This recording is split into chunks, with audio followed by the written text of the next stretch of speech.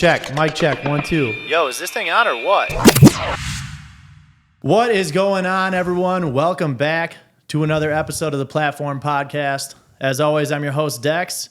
If you're watching on YouTube, make sure you go hit that subscribe button, leave some comments, let us know if you have any questions for the guest. If you're listening on an Apple Podcast or Spotify, hit that follow button, leave us a 5-star review. Today, I'm sitting down with a Tennessee native, one of the boys, head of social media, content creator for one of my favorite podcasts and one of the biggest podcasts in the world. We're sitting down with Jack McPherson from Bussin With The Boys. Jack, how's it going, man? Dude, thank you for having me on, Declan. This is cool. Really appreciate one of the biggest pods in the world, whether that is true or not. Hey, I will take that compliment. I mean, you guys got to be up there. We did crack top 10 sports podcasts this year in the U.S. on Spotify, which is definitely something to hang the hat on. But you'd rather be at 10 or 9 or even not even on it, instead of being somewhere closer to top 5, number 1 or 2, because we got something to work for now. Definitely some things in the chamber for us.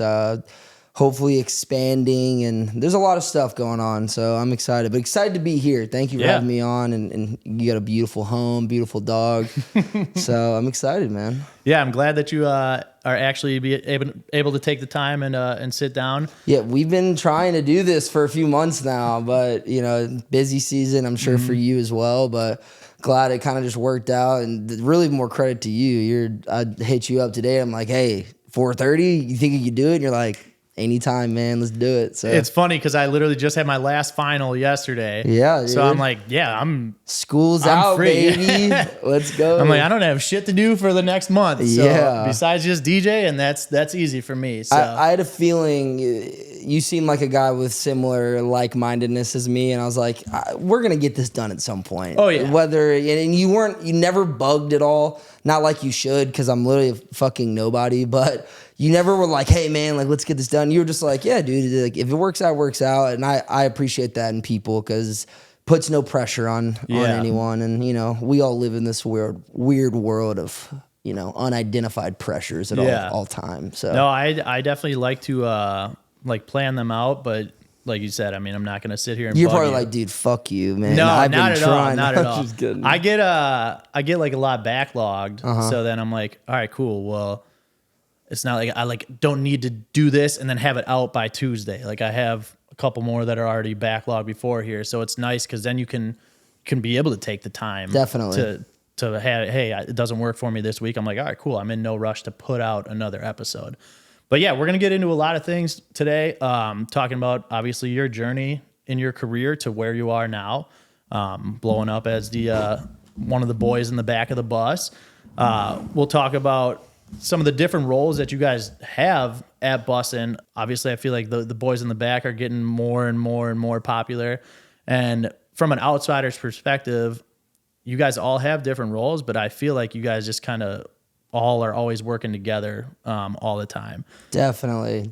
We all wear a lot of different hats. Yeah. But we seem to seamlessly mesh. We've got a good thing going right now. Yeah. And it all starts with having like a good core group of guys. So I love that about the workspace that we have. It's good. Yeah. And then we'll talk about clearly some sports, because you're a sports guy. I'm a sports guy.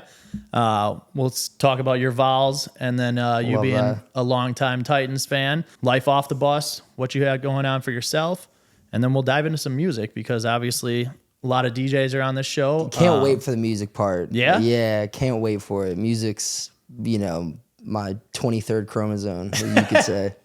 Well, yeah, I mean, first let's learn a little bit about you. Tell the viewers, the listeners, myself, a little bit about yourself. Obviously from here in Tennessee, went to Tennessee. Just give us some background. You, your family, your life. What's going on? Yeah, so my name is Jack McPherson. I am the social media director for the podcast Bussin With The Boys. I've been working with them for about 3.5 years now. Grown up here my whole life. Grew up in Brentwood, which is about 20 minutes south of Nashville. Went to Brentwood High School, went to Tennessee, as you mentioned, came back here, worked a ton of different jobs, anywhere from insurance sales to door-to-door window sales, My first job was at Pump It Up, where I used to get beat up by, small children. And it was, I've been around the world a little bit, but I haven't left home too much. But I love this city, man. And I love the opportunity I've been given here, and a place where I can truly appreciate it now for what it's worth, as opposed to when I was about 16, I kind of resented living here. Not resented living here, but, you always just as a kid have these dreams. You're like, I'm going to get out of this town.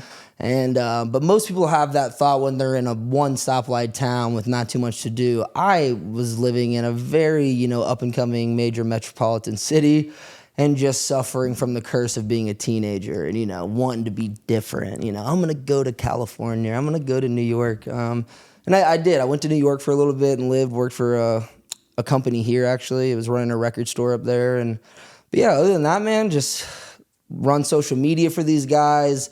I edit a lot. We do a lot of production, just around the boys 24/7. So it's been good. And that's kind of, the baseline story of where I start. Yeah, always some good vibes. Watching on the pod, everybody I've met. I've met Garrett. It seems like you've met most of the crew already. I've talked to JP. I've never met him. I've done some push-ups with him. Okay, he did mention that when on Push Up Tuesday. You tune into JP Hovey on Instagram on Tuesdays. He cranks out about 200 push-ups every night and brings into people. But yeah, he mentioned that. He was like, dude, Declan came on Push Up Tuesday, and I got a huge kick out of that. I had it one of the nights that he was on there. I'm like, I'm just going to hop on here and do this. And he actually accepted it for me to go on. And then I started doing them, and Luna's jumping on me while I'm doing push-ups. But yeah, it's a close-knit group. You guys can tell that you're a family there. And it's awesome to watch every week. And obviously for someone like me, it's something that I'm very interested in. Just all the topics that you guys hit. It's funny. You guys keep it lighthearted, but then also talk real shit about sports, which is always nice because then you're kind of a news outlet for it too. So speaking of sports, obviously you're a big time Tennessee everything fan. Correct. What are your thoughts right now? Titans are just coming off a big win against the Dolphins. Big win. You got Will Levis. He's looking good. He's kind of gelling with DeAndre Hopkins right now. What are your thoughts on the Titans and their future right now? Yeah, so we were talking about it before we started recording, but I think I can speak for most Tennessee fans, or at least Tennessee Titans fans, where we really don't know how to feel currently. Before this win, we only had 4 on the season. It was kind of like, hey, do we tank? But as a loyal fan, I like to believe you never want to tank. You always want to try and win, prove something, whatever it may be. But we go into that Miami game, and we're one of the biggest underdogs. I think it was the biggest underdog of the year. Yeah.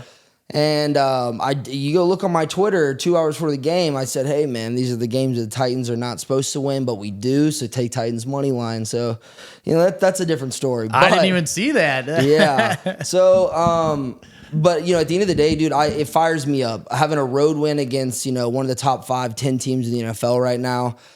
We've got a rookie quarterback. And so are you familiar with the Twitter account Freezing Cold Takes? Oh, yeah.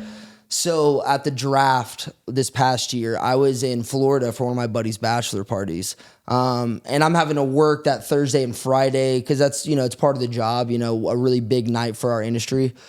So first night, I remember firing off a tweet from my personal account, and we didn't take Will Levis in the first round. And I think it was like the gif of Wolf of Wall Street where they're all at the wedding dancing around.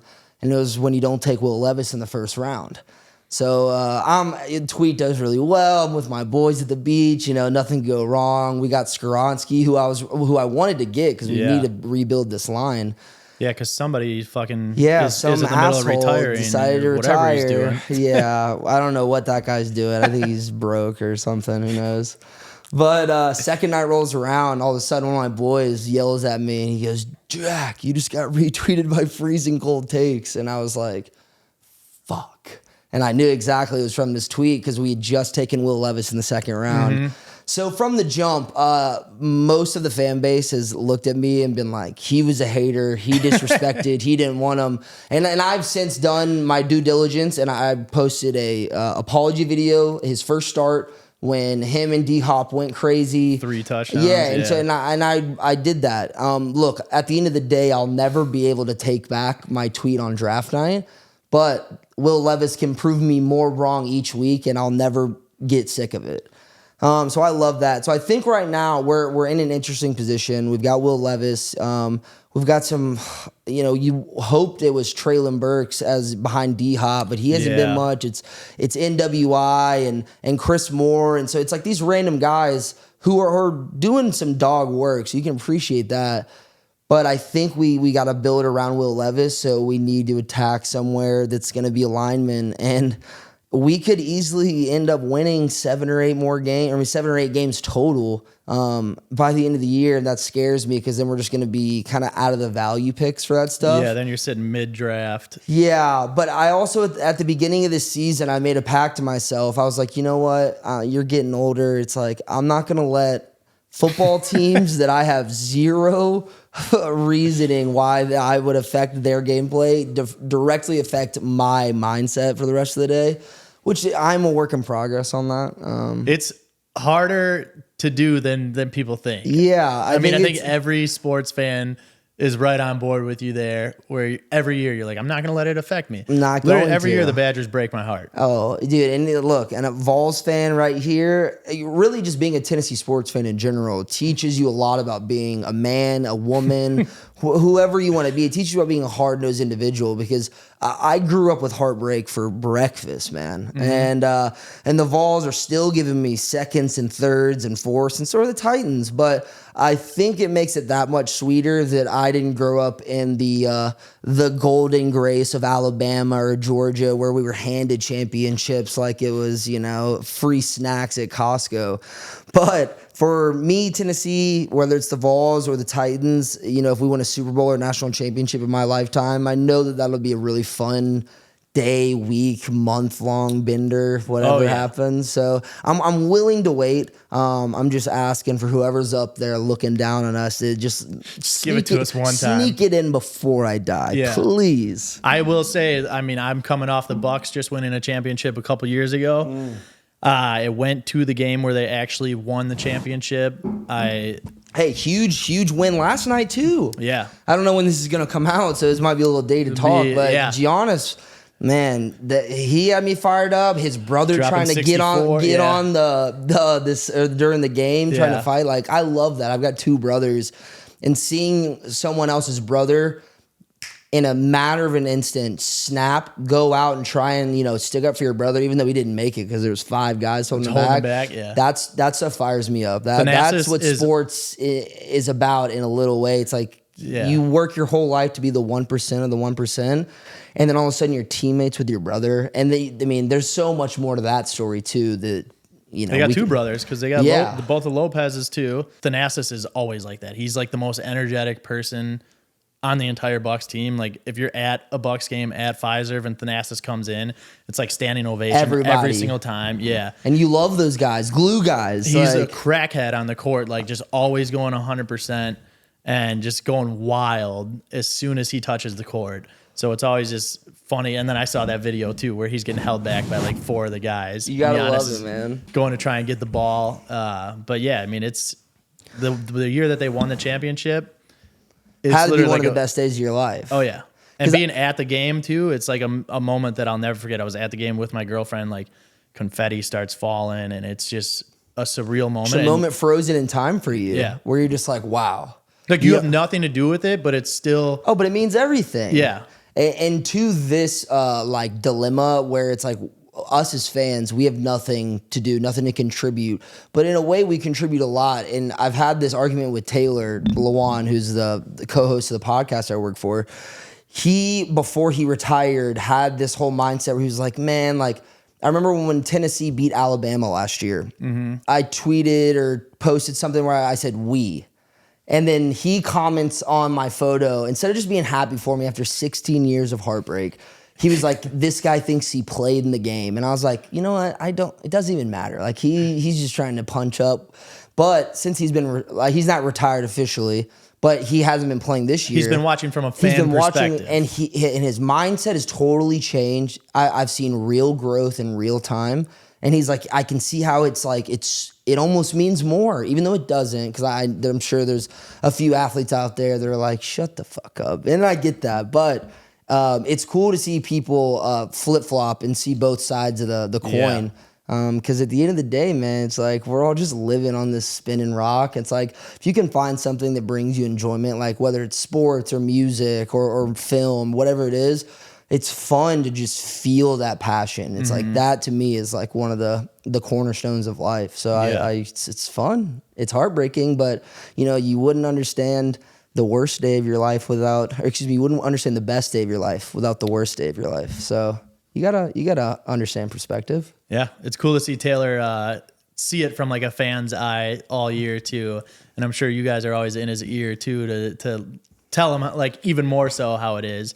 But yeah, I mean the NFL landscape. What are you thinking right now? Like who's your Super Bowl favorite? I mean, 49ers are looking mean right now, man. They are looking really good. And Brock Purdy, he's been proving doubters wrong. He's playing good games, and they just have an insanely talented offense from Christian McCaffrey and Debo and George Kittle, and they have Trent Williams, maybe one of the best linemen of all time, and just an incredible coaching staff. So, I mean, I think right now they're hitting.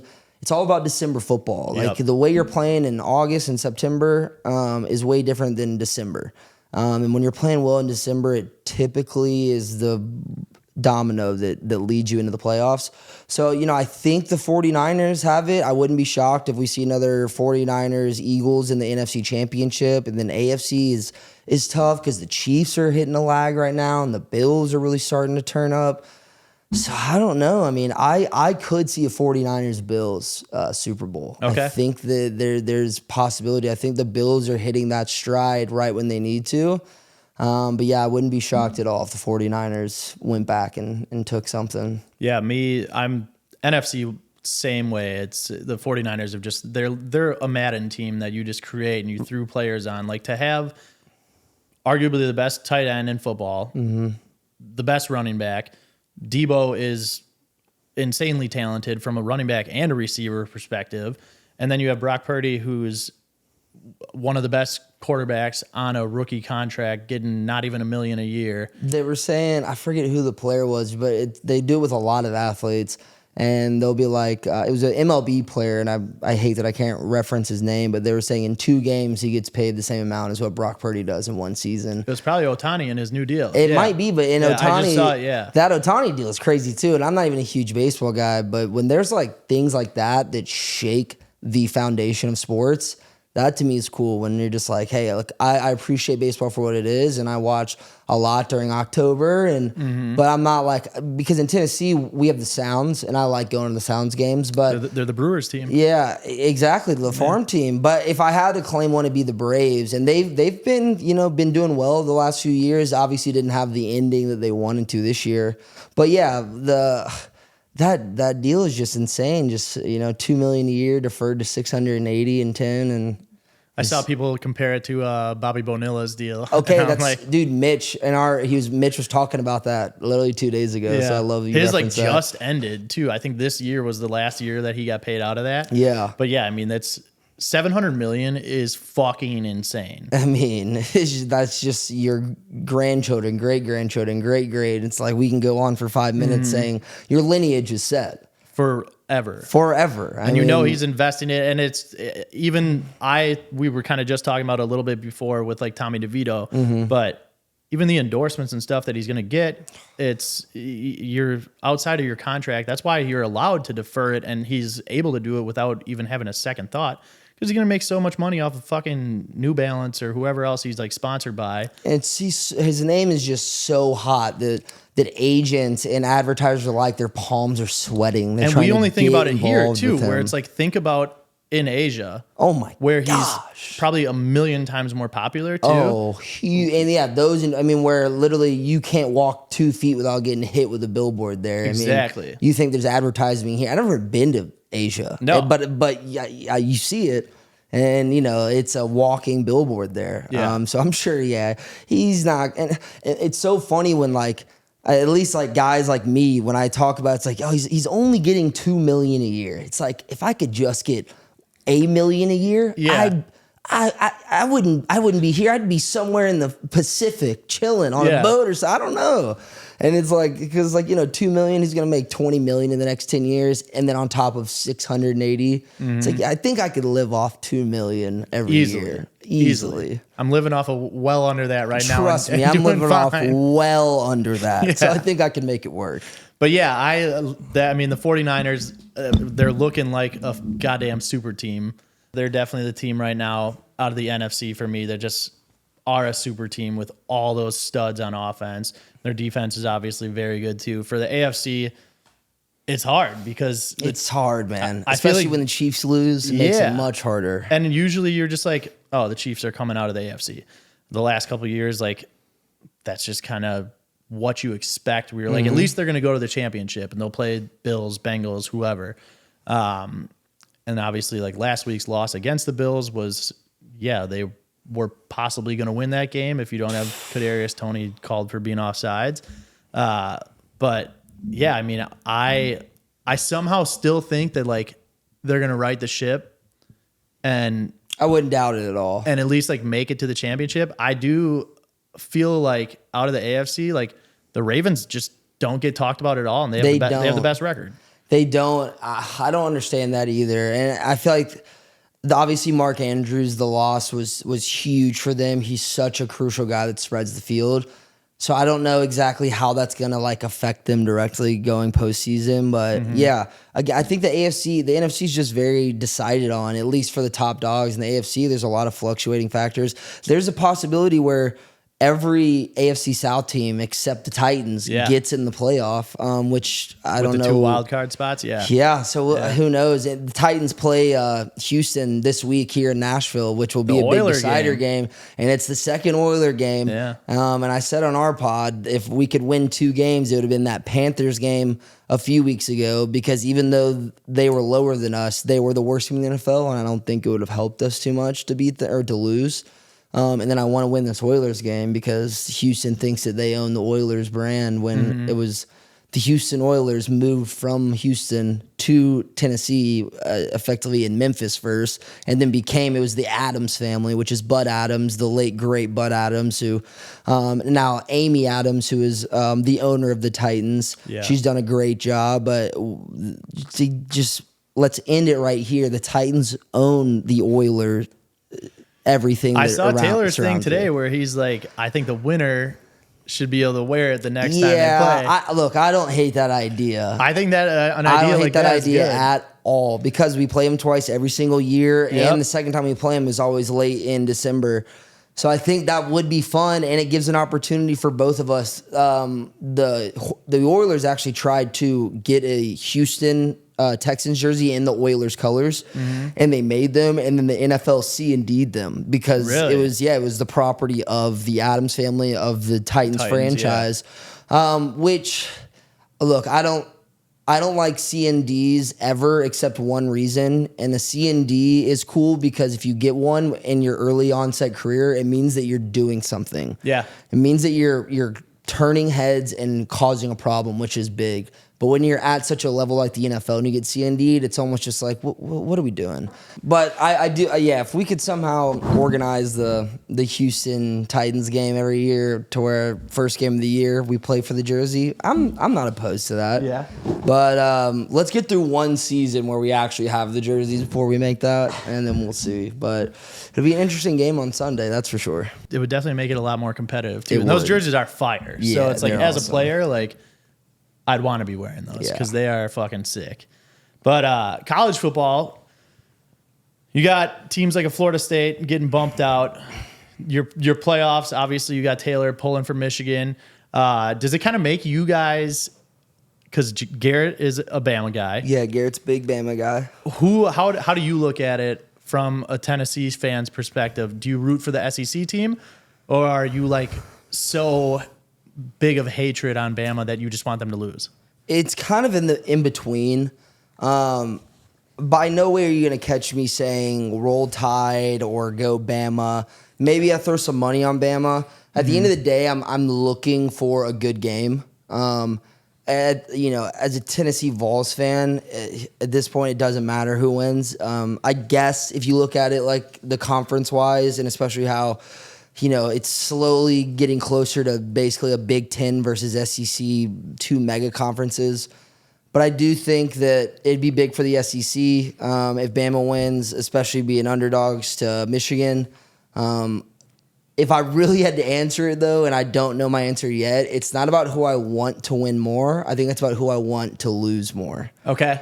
And me and Taylor have had an ongoing just tiff all year about Michigan and Tennessee and all this stuff. And going back to what we talked about earlier, Taylor's fandom this year has grown so much that he's just all over the place.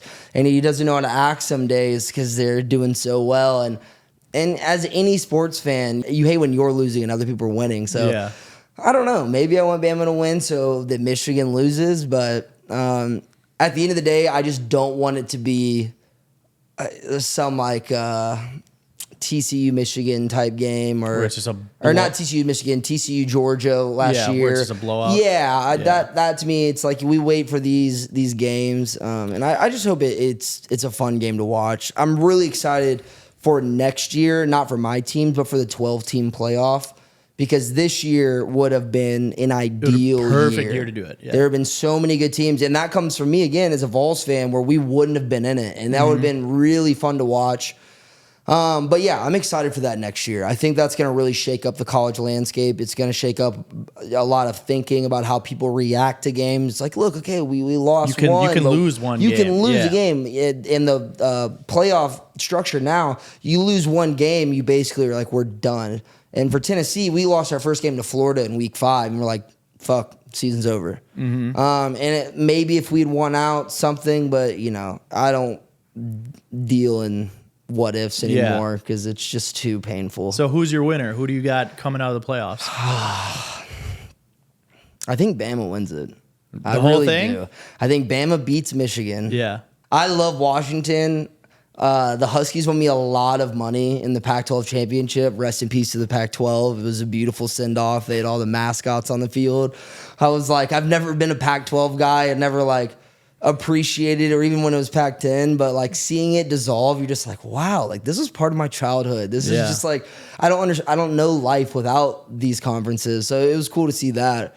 But I think Texas takes Washington, and then I think Bama and Texas have their matchup again. And I think Bama has their revenge game. Okay. But I would love to see Sark and those boys pull it out, Quinn Ewers, and it'd be fun to see really either. I want Texas versus Bama or Michigan, so we're going to get hopefully one of those. But that's how I have Texas beating Washington. I think that Michigan will beat Bama.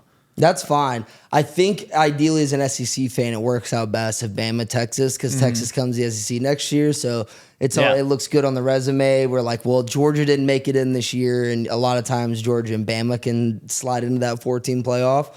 So if we could still sneak 2 teams in that finals, it'd be fun. But look, at the end of the day, if Michigan beats Bama, I'm going to be thrilled. If Bama beats Michigan, I'm going to be thrilled. So I'm going to be happy either way. Either way, yeah.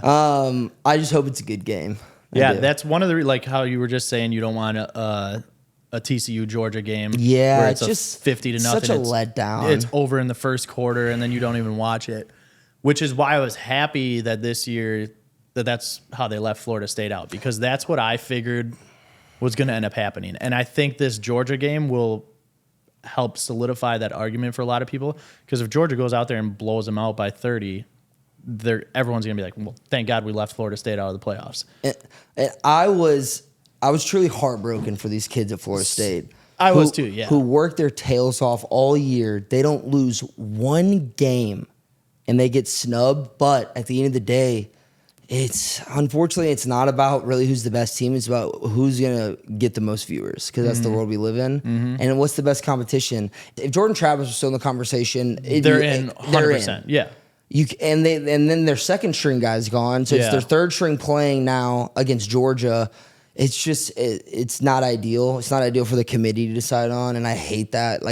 Heartbroken, like I said, for these Florida State players who did everything right, but it's just how the cookie crumbles. Because that's how I feel like it's been in past years, where you look at a Cincinnati who gets blown out. I They do always hope like Georgia beats. so do I, and I literally hope that they do Just so to there's like not a bunch of people. If somehow Florida State wins, everyone's gonna be like, oh, they it'll- should have been in. it Like, will be 2 weeks of misery on Twitter. because it's literally going to be people saying that like we're the real champions, like we beat Georgia, they should have been in it, and it's just going to start a whole fucking same bunch as of was shit. it UCF a couple years ago when they were like undefeated. yeah, it's that whole dilemma, and I get it. It's They like claim the championship, but like, that's why this would have been the perfect year for a 12-team playoff, because even if they don't have a first or second string quarterback, they're still getting in at a 6 seed, probably a 5 seed still with 13-0, but. Oh, I mean, even out of just you could put 7 in this year easily because you put those 6, Ohio State, Oregon too. Oregon's both of their games with Washington were good games. Yeah, and Bo Nix was hopefully trying to have what is it? His a ninth year of 25th year in the NCAA. We gotta get these COVID players out of the NCAA. There are too many kids that are like 3 years behind me that are still leading teams to Pac-10, Pac-12 championships. I think like they're like fucking Brandon Whedon, playing for Oklahoma State, except they literally have been there the whole time. They didn't like take gap years. I know. I mean, between Penix and Bo Nix, they had a combined like 13 years. They 13 showed Bo Nix. seasons. They put like a side by side, and he literally played at the same time that like 6 quarterbacks that are currently on NFL rosters. Yeah, it was like Mac Jones. Yeah, and, Jalen Hurts. All these dudes he played with against. And these guys have been in the league for 3 seasons. Yeah. So it's wild, but yeah, let's talk a little Bussin. How did it start? How did you end up becoming a part of the team? Yeah, so I mentioned earlier I worked in New York for 8 months. It was like a condensed trip. I knew my start and end date. Came back. It was January of 2020. COVID happened in March. I got hired on to Bussin the week after COVID starts. And I was an intern. The way I got hired on was my youngest brother. He sent me a DM. Bussin's hiring interns. I sent over my resume to some people, got through a round or two, and then I ended up getting hired on. It was miserable the first year. I mean, I was unpaid for 8 months. But at the time, it was like doing that, or I'm going back to doing door-to-door sales, which my dad's a salesman my whole life. People growing up are like, you're just like your dad. Like, you're going to be a salesman too. And I understand that in a way, but for so long, I was like, okay, I guess I'm going to be a salesman. And I was like, maybe that's not who I am. So I'd been doing other creative endeavors. I did media all through high school, and I was really lucky that my high school provided a very competitive, very engaging media program. Did that 4 years in a row. So I had like a good foundational knowledge of production and media likewise. But just was like trying to figure out. I heard someone tell me this one time. They go, figure out what you don't love before you figure out what you love. And that like really resonated with me because I've always like been someone who's like, what am I gonna do? Like when I was going to college, I was like, I'm gonna do communications because I don't know what I want. I was undecided until I was a sophomore. I went through advertising school for a semester because I was like, I don't know what I like. So really, I mean, if there's anyone out there even listening to this who applies to them, I think it's very important to try things. It's very important to just go out and see if you like it, because it's way easier to do a bunch of things and figure out what is best for you than to try one thing and put all your chips into it. And then 10 years down the road, you realize, man, this isn't for me, which isn't a bad thing. Like, people make career changes in their 40s and it works out. But I think it's important to figure out what you don't love before you figure out what you do. And then, so I worked for Bussin, unpaid intern, 8 months, started getting paid by them. I was like, finally, I'm making a little bit of room. I can afford my rent a little bit at this point. Still, I was working 2 other jobs for the first 2 years working with Bussin, a year and a half. Worked for a gym down here, a water company, just doing production, more content creation for them. And then got to a point where I was almost about to get let go by Bussin. Very scary time, and it was probably 3 months after I started getting paid for the first time. And it wasn't for anything I did wrong. It was just a business at that point. We didn't have the overhead to comply with that many people. So I remember calling Will and I was like, hey, let's get coffee. And I just told him, I was like, hey, man, like, this job, like I've found something that gives me purpose. And for the first time in my life, it was such a new and rare thing to really know in my like heart. So I was like, dude, I will show up for $100 a day. Like, that's it. I just want to be able to stay attached to this because it's like I don't want to go back to selling windows. I don't want to go back to, writing insurance claims. Like, this is something that I'm willing to make sacrifices and work nights and make money to make up for this side stuff just so that I can be a part of something that I feel like is special and can grow into something way bigger than what we're at. And it worked out. I put my chips in the right basket at that point. And now that was, I don't know, a few years ago. Been working with them, it'll be 4 years in March. And man, it's been going really well. It's busy as hell.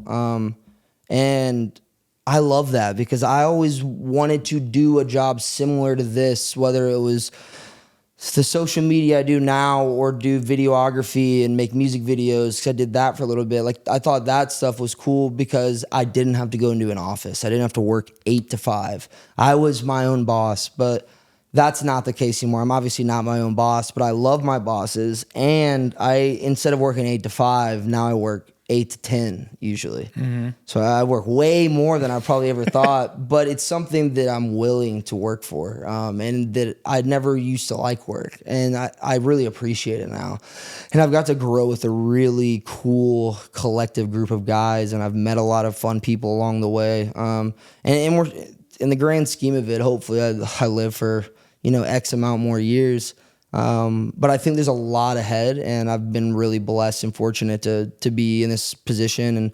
And I think I've worked really hard to secure it at this point, but at the end of the day, everyone is replaceable, no matter if you're top dog or not. So that to me is fun to think about, because like, all right, like let's get in there. Let's put a little bit more work in. Let's, earn a couple more stripes here and there. So I love where I'm at, and kind of went all over the place on that story, but that's kind of the gist of how I started with Bussin'. Yeah. No, it's cool to see, and especially like even that last part, just helping kind of light a fire under your ass and stay on top, because you never know who the next person is that can be working just as hard. And there's not even 100, there's thousands of kids who do 100%. Exactly what you do, and that are not only better, but they're younger. They don't require as much sleep. And the worst part is that they are less money too. They're hungrier. Yeah. They are hungry to get in your position, because a lot of people lose sight of where you get to in a certain point of your career, because you're always looking to that next step. You're looking at the next guy who gets paid a little bit more than you, who has a little bit more freedom than you. But you forget about how much you worked and sacrificed to get to where you are, that you lose sight at the end of the day. You're like, man, you start getting resentful and ungrateful, and you forget why you got into this industry in the first place. So like, just having like, and it's hard to practice it. Like, I can preach it all day, but trust me, man, I have bad days, and I have days where I'm like, man, fuck this. This sucks. I'm not getting paid enough. I'm not getting respected, this or that. But at the end of the day, if you just recenter for a little bit, and you're like, wait a sec. Hey man, remember 4 years ago when you're living with your parents and you're not getting shit pay, and people don't even know your name that you work next to every single day. So yeah, perspective is a big thing for everyone. I feel like job wise too, it's got to be, like you said, you got to find something that you don't like first, where working in a position that you enjoy what you're doing every day has to be 1,000 times easier, because there's so many people that I talk to, or like even my girlfriend being in a medical field. I mean, when she was doing nursing stuff, she was like miserable every day going to work. And I myself just can't imagine going to a job every day that I just fucking hate. Especially a job where your direct performance affects the livelihood of human beings. Mm-hmm. Like, I post like memes for a living. Yeah. I'm not saving lives. So like, thank you to your girlfriend and anyone in the medical industry. Because I'm type 1 diabetic too, so I have a huge appreciation, respect, and love for anybody who works in any medical field. Because like I said, I'm basically a jackass for my job. So thank you to those people who do real things so I can do this. That's how I look at it too, where I'm like, people are, oh, you're a DJ? Like, you don't really work. And I'm like, I mean, I do, but I can appreciate it. Look, I hate that response, because I've gotten it a bunch. Mm-hmm. People are like, dude, like, what's it like working just like hanging out all day? And I'm like, You don't see all the holy- behind the I'm scenes like, shit. oh, I wish. Yeah. But that's the perspective you should have in it, because I don't think there's a very, very rare percentage of all humanity has a job where they don't have to do anything. They have unlimited, financial resources, blah, blah, blah. But at the end of the day, like everyone, even if you work in a cool job, is very hard, and everyone worked really hard to get there. So when you can have that perspective of someone thinking that your job is just as simple as hanging out, that is where you're like, okay, on your hard day, like remember, like this is cool, this is fun. Like we got into this for a reason, and there's hard days, and dude, everything is tough, but it all comes back to perspective. A lot of people, you get in a job that you hate, and it's hard to appreciate anything at all. And I've been there, but. I mean, that's a perfect little segue into what everybody does do. Yeah. And it's not that easy of a job that you actually do. Obviously, for me running this, I know how much work I put into it, the hours that go into even just starting to write a show, of what you're going to ask, the editing process, all that kind of stuff. And you guys have an awesome team from what I see every week watching. You got Garrett, you got JP, you got Mitch, you got you. Obviously, Will and Taylor are the bigger names that started the show. Had Bloss, and he's not there anymore. And then now you guys out. Have, Patrolling the streets, Yep. Metro PD. Yeah. But Shout you out guys Bloss. all kind of do different roles within the team. But I also, from like an outsider's perspective, and you'll have to tell me if I'm wrong, this is just what I see like from you guys on socials and stuff like that. I feel like you guys are so tight together that you guys all work together all the time and kind of just like help collectively to get the jobs done. Yeah. No, it is like that. We all have carved out roles and titles, but we're very much a working machine where all of us are cogs that fit in little grooves, and we pick up slack where other people need it. We all wear very many different hats, and it helps a lot when you're able to kind of go over the boundary lines of your desired role and provide value. It also goes back to being replaceable. Like everyone's replaceable. If you can find that you can do other things outside of your role, go over the top. I mean, it just goes a long way with people. And a lot of times it goes unsaid, which is like the hard part of dealing with it, because you don't feel like you're getting said recognition. But it's cool. But so our roles, I said earlier, I'm the director of social media. I also do a lot of editing. I'm kind of like the showrunner in a way. I'm just the guy on the back in the laptop. Similar to what you have right here, writing the show notes, trying to dictate the flow of the show, pulling up ads, stuff I actually like that. thought that from this week's episode, twice in the episode, you had like perfect little segues into the ad ads. reads Thank where, you. Where Thank you're talking you. about like JP was like talking about getting engaged, and then you went from like talking I about was that like, to sweating. I bet you were sweating out there, Yeah. but the dude can. I think the other one was like game time, something about yeah, tickets. and you guys were talking about tickets. I think it was something about the Bama Michigan game. I was you know how you won't miss out on tickets? Yeah. And you fed the segues. those in are perfect. fun. Yeah. I like to consider myself like the Jason Williams of our team. If you don't know white chocolate, go ahead and look up white chocolate highlights on YouTube. Just dropping dimes. Yeah, everywhere. to me, an assist is better than the slam dunk sometimes, but it's fun. So yeah, that's part of my responsibilities. And then JP, he's our senior producer. He was running all the shows, doing the actual production, the live cutting, the editing, all the content purposes. But now he's transitioned over and he's really taking on he's been doing the vlogs and stuff with it, which is like a whole nother job. But it's impressive. He was juggling all of that. Now he's kind of transitioning to doing just vlogs. And then Mitch, he is also, he's going to kill me if he listens to this, because I don't know if it's senior or associate senior producer, but he is right underneath JP, and he is now in the seat JP once was, and he is the one live cutting. He produces the episodes, he makes clips, edits, does all of that. Garrett, similarly, he'll make clips and stuff like that, but his actual technical role is, I guess, merchandising and live events. He's responsible for all of the cool merch we put out, and then very much, and I love the shirt too. But then he's kind of like operations too, where he's organization. He helps structure our travel and stuff like that. So we all four have our individual roles, but we all collectively come together and are able to help when someone needs it, or just ask for it, which is really the harder part, I think, in this industry, is asking for help rather than needing it. Especially with what you're talking about, where it's kind of like you want to provide that value for yourself, where then if you feel like you're asking for help, then it's like, oh shit. It's like, yeah, it's like maybe I'm not capable. The imposter syndrome sets in, 3 times a week, not as much anymore, but yeah, those are all our roles. And then we have Steven Bond, who's our new guy. He's our executive producer, and he's taken over kind of the operational standpoint from Will, so he can focus more on content. And then we actually just hired a new graphic designer. He hasn't come in yet, but his name's Cooper. And we're excited to have him too, but we're growing, expanding, and it's fun, man. Me and Garrett, for instance, me and him grew up together. We went to the same high school. We've been best friends for forever. We've been roommates forever. He's not my roommate anymore. He just moved out a few weeks or a few months ago. Fuck you, Garrett. No, I'm just kidding. But it's like they always tell you don't mix business and pleasure.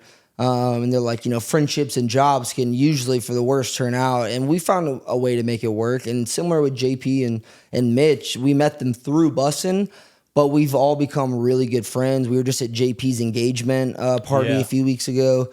And so I can appreciate when we can hunker down and get our business done and do that. And then outside of it, if someone's struggling in some sector of life outside of work, it's an open flow communication where it wouldn't be inappropriate to be like, hey, man, like, you mind, I'm just not having the best day, this and that. So I think we've created a really good environment where most people think we're just like these dumb white heterosexual males that like don't know what the word therapy is. And I'm sure part of that is true.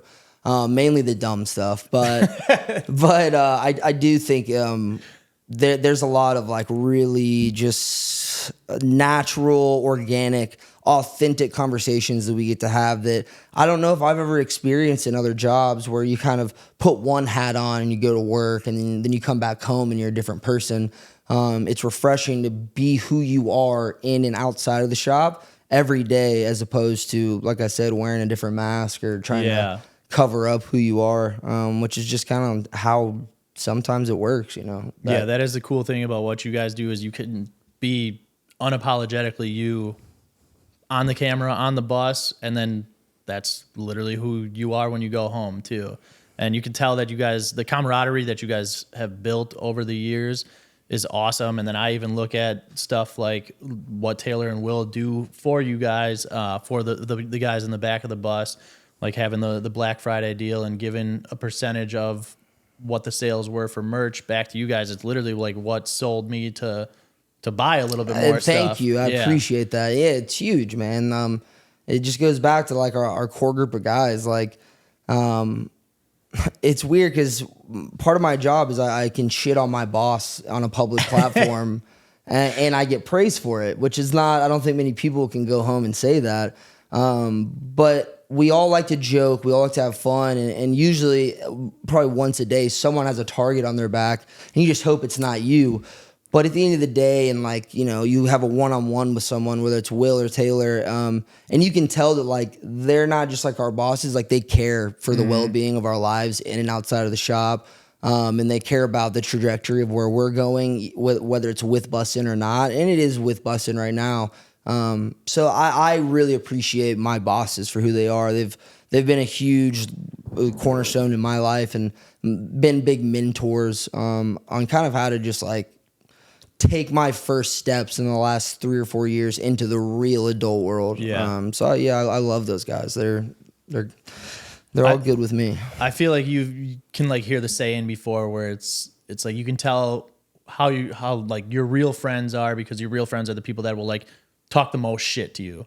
I love that. Where it's like, people who are too nice to you, hey, you're not that close with them. If you're not tearing into somebody, then I just don't think you're that close. And that's how I look at like Taylor and you on the show, where Taylor will kind of always just talk shit to you a little bit. Yeah. And you can tell just like how close you guys are on and off the show. But yeah, that's what I think about with like my friends where it's from an outside perspective, people would probably see my friends hang out and they'd be like, wow, these guys fucking hate each You're other. like, there's some big splits in this, this ring group. But I'm like, no, we're literally all just best friends. Well, but I think the beautiful part about that is that, you know, behind closed doors with your boys, we're all ripping on each other. You know, I'm calling you a pussy. I'm telling him he sucks, whatever it is. And then in public, they're not there. Someone says something ill about them. Oh, it's game over. It's you don't talk about my boy like that. It's like, that's my people. That's my family. We're not going to do that. So it's like behind their back, I'm going to fucking praise them. Oh, I'm going to praise them. But into their face, I'm going to tell them how much they're fucking, I'm not going to say this word because it's not meant to be on a podcast, but they're fucking lame. So yeah, I think when you can be honest like that, that provides a true beneficial, just, you know, a bros relationship, a bromance, one would say. Well, you're working with two NFL vets that have been in the league forever. Will, obviously a 10-year vet. Taylor, one of the best linemen when he's healthy. Comparing your team to a lot of the other Barstool teams and brands and shows out there. I just got done watching the whole Surviving Barstool. Juicy. Congrats to Will for bringing home the 100K. Crazy. Played a great game. I never watched Survivor. Me either. But watching that show was so Dude, fucking it was entertaining. electric. Yeah. The shout out to the production team at Barstool there. They killed it. Jeff D. Lowe, that whole team. Really impressive stuff. So I was thinking about it after watching it. And then obviously, like, there's so many different sectors of Barstool. There's so many different shows. Let's say this next year, they put a Surviving Barstool, but it's a team edition. How easily are the Bussin With The Boys team bringing home that 100K? It's a good question. We have to first start with, are the Bussin With The Boys team getting the invite? Because obviously Barstool originated in Mass, where Dave's from, and then they set up headquarters in New York, and now there's a massive Chicago office. So it's mainly Barstool Chicago and Barstool New York. And then there's one sector of Barstool called the Black Sheep that is Bussin With The Boys, where we aren't looked at as much as a Barstool because Will and Taylor came into Barstool with their own IP. Yeah, and they kept it, which is big. So when they leave, they take it. Yeah. So that we always kind of get a little bit of cold shoulder in that sector. But I believe that if they did invite us, it wouldn't even be fair. I mean, if we're even talking just strictly competition-based athletic stuff, if you go watch some of the streams at Barstool, it's tough to watch. They're like producers and stuff, and so are we. But you can tell that most of them did not grow up playing sports. So with that being said, I don't think it would be fair. We'd lack in areas for sure, but I think we'd have a really good chance of making it a deep run. Yeah.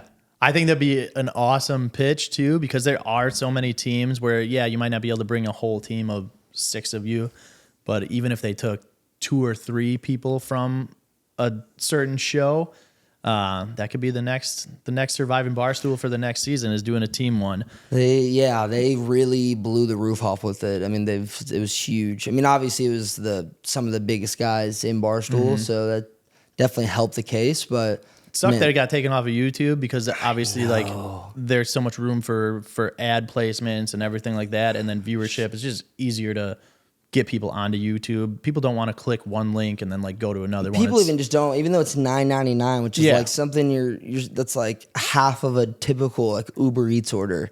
You're just like, I just don't want to do it. But even just like the ease of watching it, where it's like I can just pull YouTube up on my Apple TV, and there's no app on the TV for like Barstool TV. Yeah. So it's like I would have to put it on my computer and then cast it to my TV to watch it. Where it's like people just hate doing the extra steps, even though it's fucking easy as shit. So, but what about a solo event? Who's bringing it home? Like in a Barstool Survivor world? Yeah. Oh, me, 100%. Really? Oh yeah. Just I think so. Quick answer for yourself. I think JP has a good shot at it. JP could handle his own in the competitions. JP's also very smart. Who's backstabbing who first? Oh gosh, I think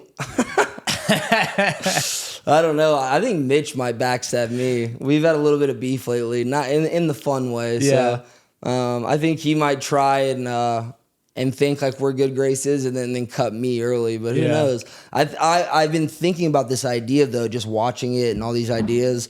I would love to have something similar with our Nashville office down the road once we really collect a bigger group. But just watching that stuff as like a guy who just grew up playing in the neighborhood, playing in the cul-de-sacs, you're like, dude, man, I just want to be there playing with the boys, playing with the fellas, having some fun. I think that is at its core just the best part about it is just these weird random games where people's friendships and relationships are crumbling because they're you write someone's name on a piece of paper. So I'd never been a Survivor fan just because I never watched it. And watching Barstool or Surviving Barstool, it was wow, maybe I need to watch actual Survivor because this gave me a rush that I haven't had in quite some time. Yeah, I didn't know if that's actually how it works when it gets down to the last couple people. I'm pretty sure they follow it pretty closely to and then Dave's what they do. Dave was referencing people, and I'm like, I don't fucking get the reference, but you can understand it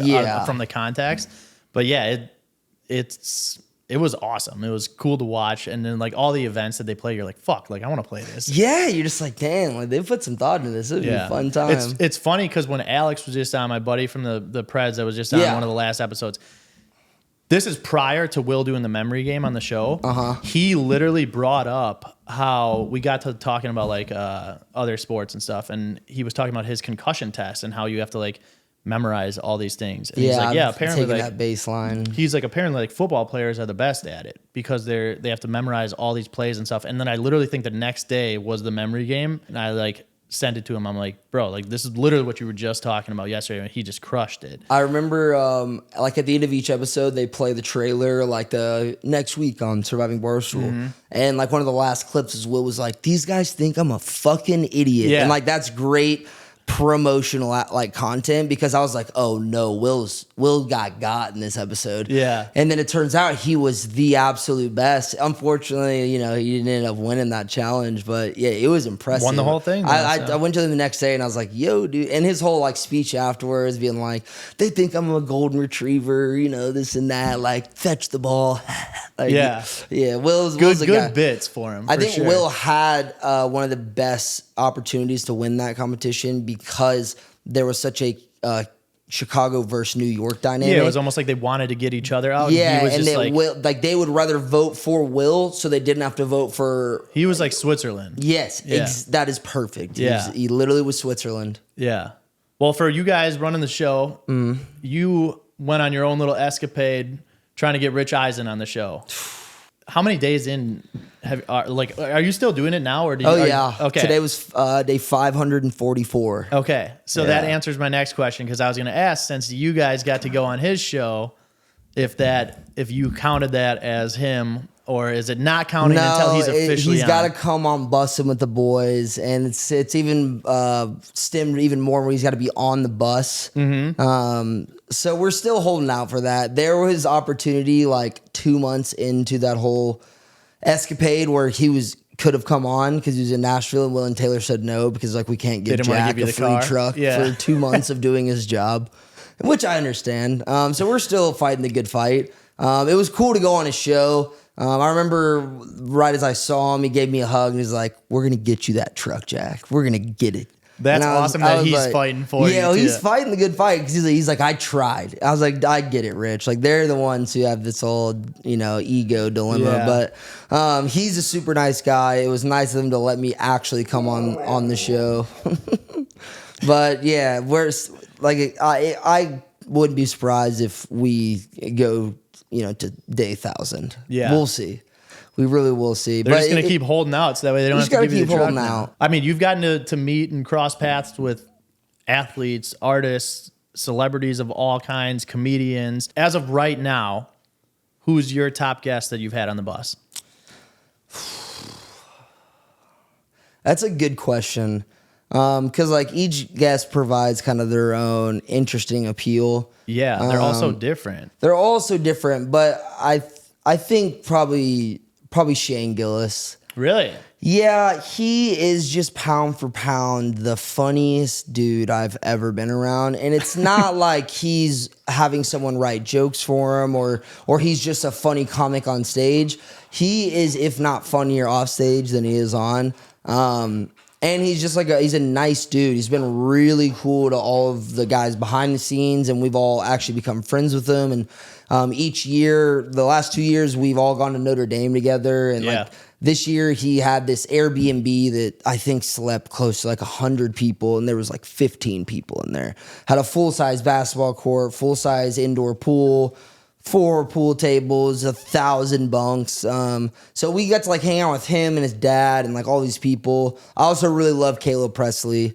Shout out CP. He's a really good dude. He just recently came on. We've been trying to get him for a while because a similar of a Rich Eisen dilemma where Will's you have to come on, but it has to be on the bus. We can't do a Zoom or somewhere, where we might meet. But I think it's usually comedians. I mean, I love, people ask me who's my least favorite guest, and I might have one answer, but it's not even someone you'd expect. It was that I don't even really care to talk about, but it wasn't even as bad. It was just kind of stale. Yeah. Most of the people we have on, man, are just awesome, and they bring their own kind of just whatever that is, that je ne sais quoi, and it's fun just hearing people's stories and seeing where people grew up, whether it was a similar side of town that you were on or it was across the railroad tracks, but y'all have the same, morals and all these things, very similar characteristics. And even though you grew up in just complete polar opposite areas, you're man, I can really connect with someone. So I think that's such a fun part of my job is I get to listen to people, hear their stories, hear their struggles, talk about funny stuff. And so but the comedians, they do a really good job of filling empty space.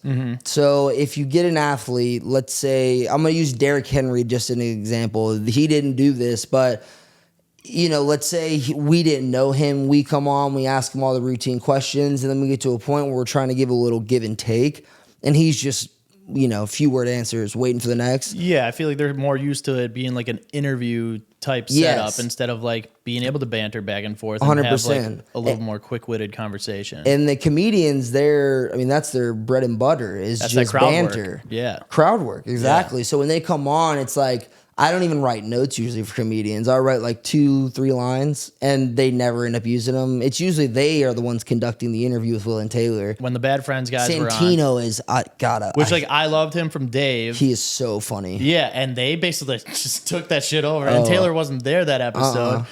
And dude, it's just them bantering and everyone else is cracking up and Will's just laughing the whole episode. But yeah, that's who I picture. Yeah, Andrew Santino and Bobby Lee are right there too. Andrew Santino, I think, could be the only other person, in my opinion, that is funnier than Shane. He is just so smart and his impressions are absolutely off the charts. So yeah, I always appreciate the comedians. I'm a big stand-up fan, so it's not hard to enjoy. Yeah.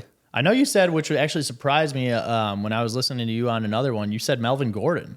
Melvin Gordon, dude. Yes, dude. Which I was happy because, he's a Wisconsin guy, born and raised in Wisconsin. I've met him multiple times.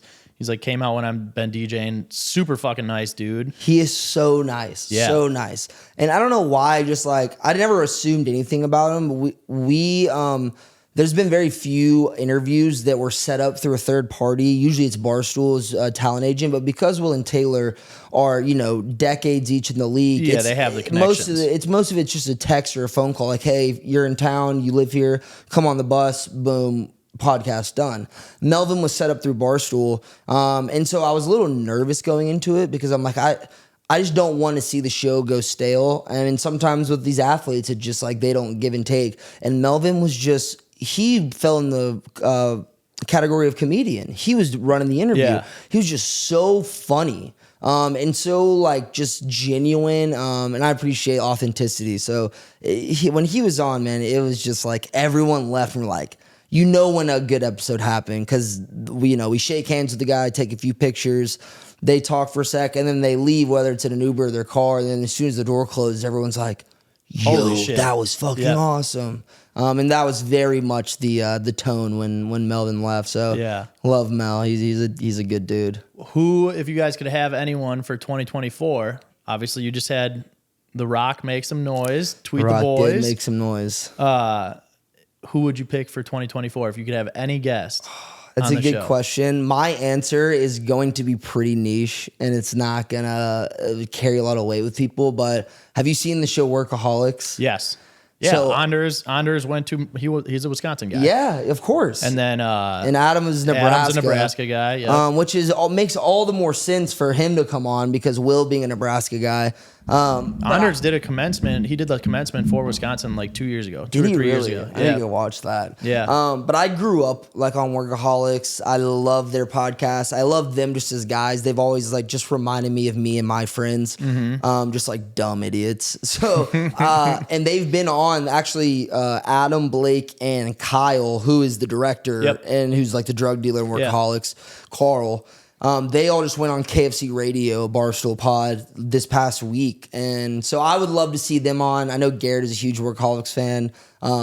Definitely kind of doesn't appeal to the masses, not like a shock value name, but I would love to have those guys on. Adam especially, he fucking cracks me up. He's hilarious. Anders was just in this other show that I was watching too. Yeah, those guys, the Workaholics guys. I mean, I used to watch every episode. I was pissed off when it got like not renewed for another season, but that would be a very good pick. Yeah, if you guys could somehow get The Rock on there, so that's there's one that would, whispers. like, There's whispers, no confirmation, but whispers that he's gonna come on in 2024. that'd So be we'll fucking see. huge. We will Bring some see. tequila. Oh yeah, of course, man. Yeah. We'd have to. Well, yeah, let's talk about a little bit of life off the bus for you. Getting into some of the stuff that your personal life and how it's changed since being on the bus and gaining a little bit of popularity. What's all changed for you? Yeah, I wouldn't necessarily say like a bunch has changed. Like, you know, we talked about I grew up here, so I had a really good core group of friends already that either were from here or from the surrounding areas of Middle Tennessee that I met through college. And I was really lucky that a big majority of them ended up back here post-college. And that's where I'm going after this as this Christmas party. And it's, friends are such a big aspect of my life. Without them, I'd like truly don't know where I'd be.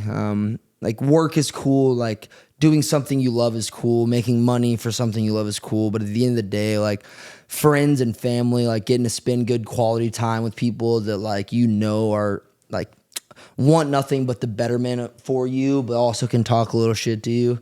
That to me is special. So I wouldn't, I mean, I guess like, you know, from here and there, people will be like, yo, the boy. It's like Titan games are fun because that's like our demographic already. Yeah. So I've been going to games since 99. Been sitting in the same seats with my dad and brothers. So like hearing someone be like, yo, what's up, man? Like love the pod. Like that fires me up because it's like the hard work you do, it pays off and people understand. I don't necessarily like care about the notoriety. Like obviously like I'm not going to be, you know, dismissive of it. Like everyone loves being appreciated. Everyone loves being recognized. Like that's just part of life. It's fun and it's cool, but it's not like why I got into this. Like if I was never recognized again in public, I wouldn't bother me one bit because I truly just like love what I get to do. But like I said, like going back to the Titans thing, or if I see someone out who like appreciates the pod and like, yo, especially when they like give in like keywords of like, I'm a tier 1, or they say something like relevant. I'm like, oh, You're like, oh, you I'm like, actually yes. watch. Yeah. Cause there are people that's like, you know, they're fans, but like they're not actually watching. Yeah. So when someone's like watching, I'm like, all right, that's cool. Cause most of my friends, they see it for what it is, but they're like, hey, like I don't watch. I hope that's not like, and I'm like, I don't care. You don't have to watch. Like I wouldn't watch either. But it has definitely, I think, helped open a few doors, mainly like yours getting in here. And, but I do, you know, it's fun working, I guess, in like the public eye, but it's very scary in the same right. One, because if you get fired, everyone knows you get fired. Everyone. And that's a scary feeling. That's not as much my fear anymore. But like if you fuck up on a public platform too, it's very much just like, you know, it's the public judge, you know, the public jury. So it gets a little scary in that right, but I don't that doesn't affect me too much anymore. But I do appreciate anytime someone says what's up, and to me, it's all about humility. Most people are very assuming when they meet me too, and they assume I'm not a humble person, and I'm not also here to humbly brag about myself. I don't care that much about these things. And people do assume that, and that's fine, because it's like you just get to meet me for a second, and like I said earlier, like, you know, some good people, some good music, maybe a few drinks, a dog or two, like a good scenery, sunset. Like that to me is all that matters in life. Just, you know, good people and good health. Because it goes south for everyone at some point or another. So, you know, trying to take a moment here or there just to appreciate where we're at, whether it's in your career or just like, you know, you had a good day. Like that to me is a win. So I love just taking that moment. But it's cool. It's fun to get recognized at the end of the day too. Yeah, absolutely. I did have someone message me off of Instagram. There must have been somebody from you reposting it that wanted to know if you were single. Oh, wow. Interesting. Yes, I am single. How has being on the bus affected your game? Has it made it easier? I don't know, man. I mean, when you meet a girl out and she's like, "What do you do for a living?" and you tell her you work for a podcast, it typically isn't like, "Hey, let's go home right now." Yeah, it's more normally like, okay.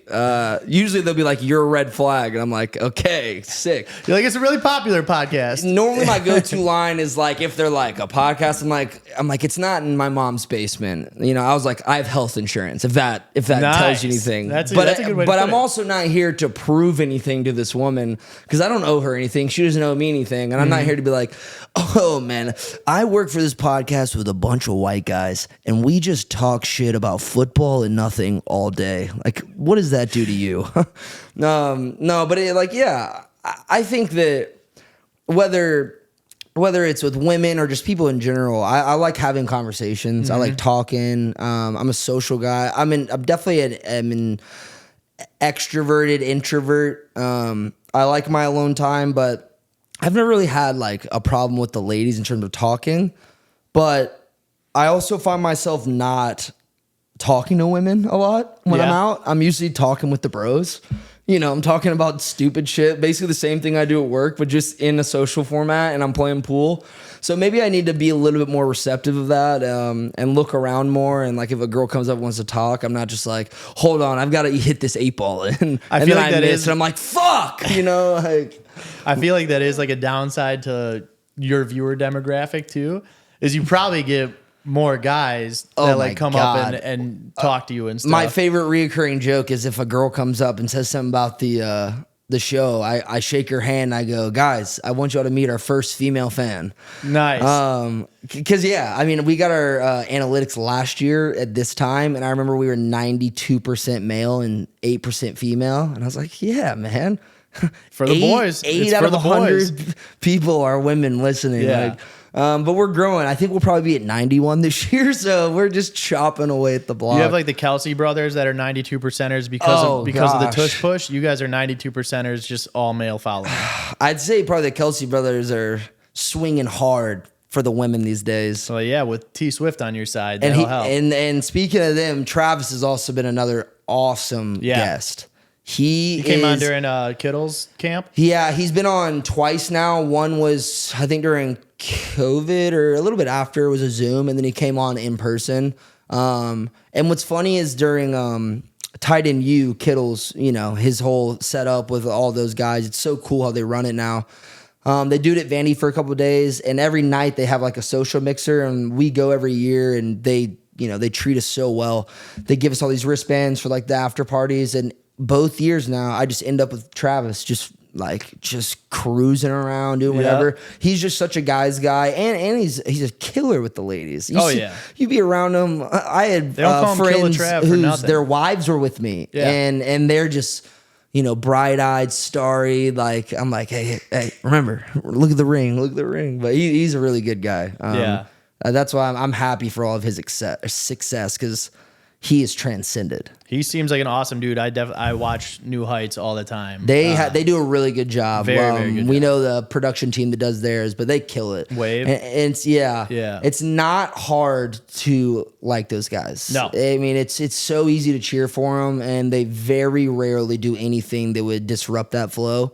And who doesn't love a brotherly duo, especially like the way the Super Bowl shook out? Like they write movies about that stuff, and like you love it. You love to see it. Like we said earlier at the beginning of this podcast, just that competitive brotherly nature. Like I don't know if you have siblings or a brother or anything. I had 3 brothers, 3 sisters. Oh, you got a big family, so you get it though. It's like, dude, being with the brothers, it's like.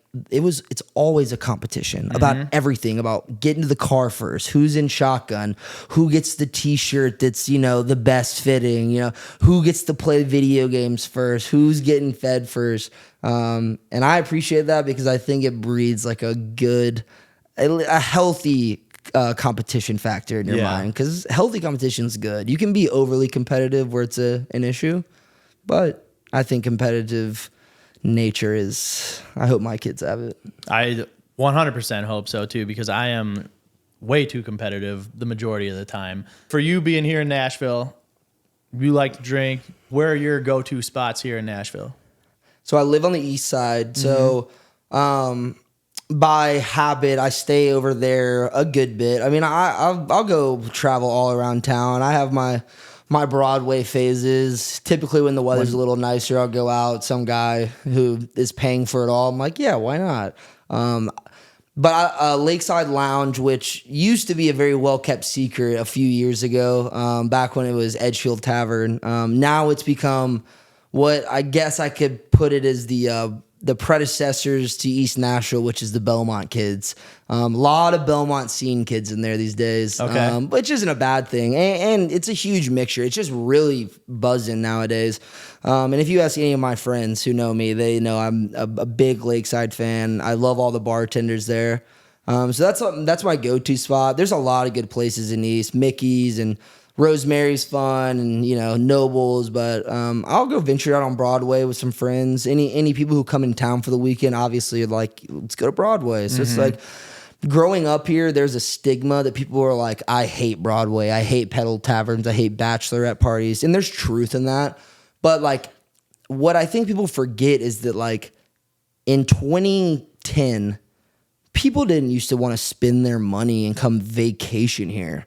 Now you cannot go to the airport without seeing 3 groups of girls with pink cowboy hats coming on. And whether that's like appeals to you or not, which I don't think a lot of people love it who grew up here, but I don't think anyone should hate it either, because that is the reason why Nashville is cool. Like there's a reason people are coming here. Yeah. And I don't like seeing people disrespect others for wanting to come buy into the culture that has been set up, quote unquote, even though it's not necessarily like what I deem the culture of Nashville, but it is part of it.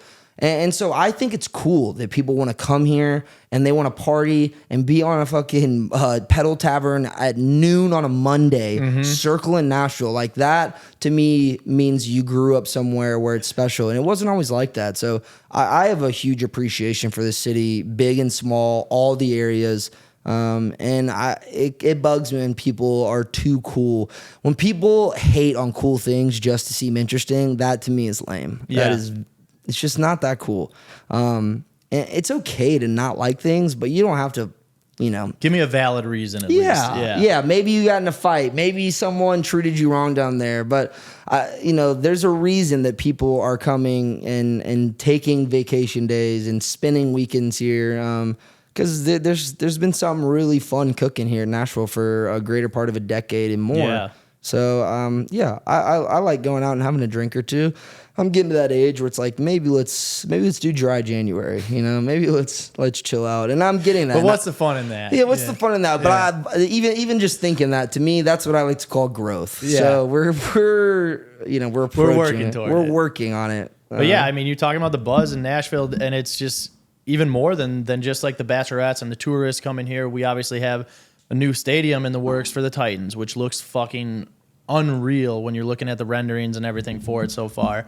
Were we talking about the Nashville Sounds before? You got a lot of talks of them moving an MLB team here, which would be then you're getting 3 major sports here. You have the Preds, you have the Titans, you get a baseball team. Really only missing a basketball team because then you have the MLS team over at Geodis too. So there's definitely a lot of buzz going on in the city, and it makes it way more exciting. Like from the year and a half that I've been here, I've loved it. Obviously, it's a lot warmer than it is in Wisconsin. So yeah, man, that's always a plus. But yeah, I mean, it's been very cool to be at. And then for you guys, you've been to a million sporting events within the last year, staying very, very busy with the whole spring tour that you guys did, and then just constantly going out to different events, going out to Vegas tomorrow for this Covington and Leon Edwards fight, which is awesome. I'm very jealous of it as a huge MMA fan. It's a good card. Yeah. It'll be very, very cool. Yeah, definitely excited for this fight. I've never seen Patty fight, and he's kind of like a Barstool off representative type. And he's just like a fun dude to watch too. But it's going to be fun. T-Mobile Arena is a great place to watch a fight. It'll be my second time going. So I'm excited. Should be fun. Yeah, it'll be awesome to go out there. You guys, obviously, in the past, you and Taylor been gambling with Dana White. What's it like getting in those rooms when they're playing that high of stakes, gambling thousands and thousands and thousands of dollars? Are you sweating in there like for Taylor? Or it's fucking terrifying. Yeah. And I'm not losing a cent. I mean, me and Taylor, like, he does me a solid every time where Dana usually will come in because he's such a busy guy. It'll be 11 p.m. when he comes in to gamble with Taylor. And we're in these like back rooms where it's like you can do anything in there. Like you film, like live stream, they control you control the music. You do whatever you want. Which is very different if you've ever been on a casino floor. It's very buttoned up. It's you don't even pull your phone out. Yeah. So that makes it a little less stressful, and they're very accommodating.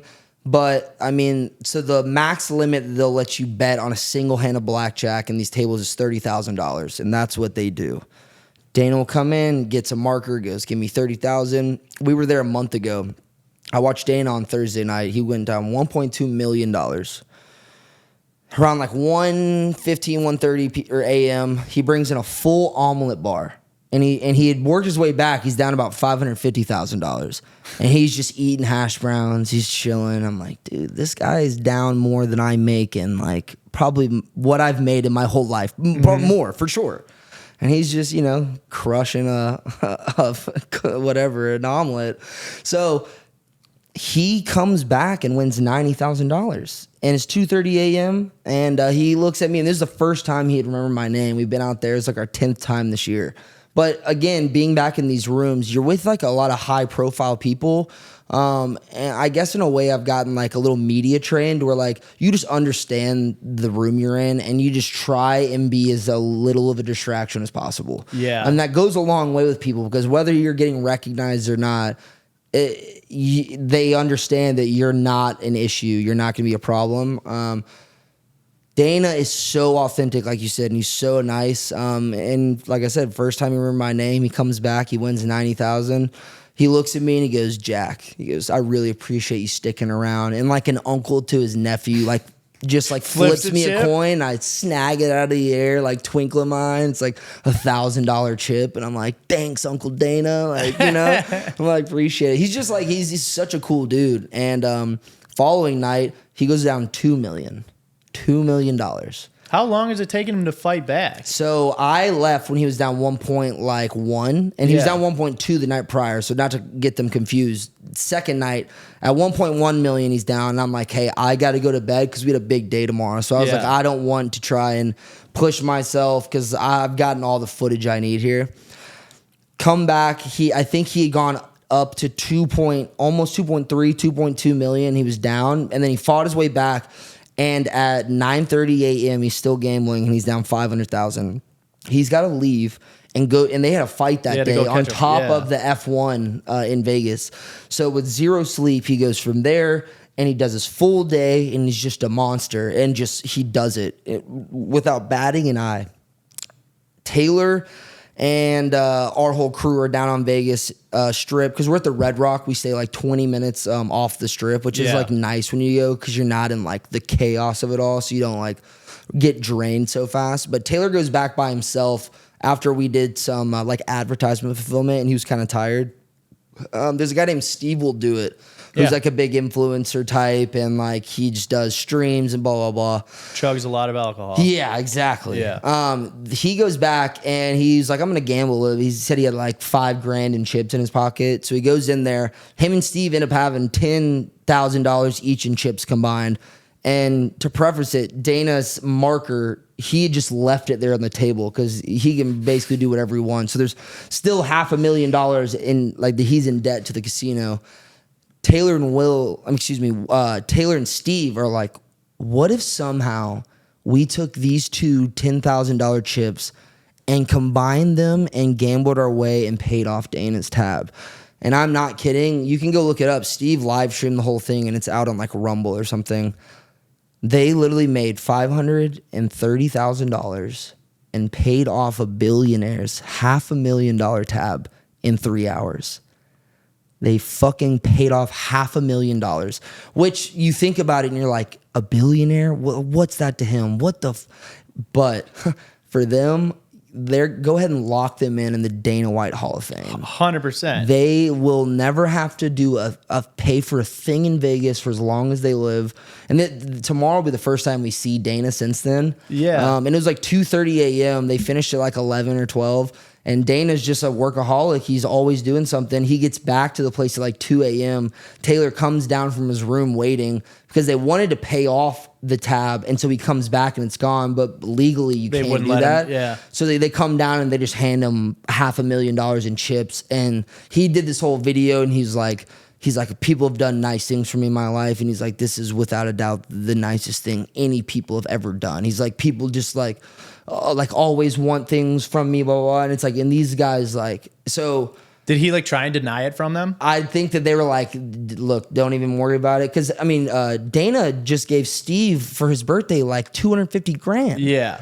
So I think they were like, don't even try to say no. Cause like, we're not taking this.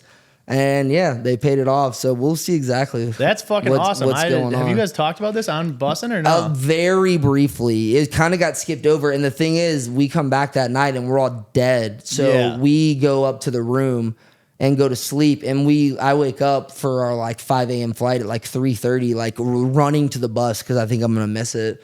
And I look at my phone and Taylor's like, we did it. We fucking did it. And I was like, that's insane. Like statistically, to go from $10,000 to $500,000 is almost impossible. When you can only max $30,000 too. That's because I think of like people chasing bets.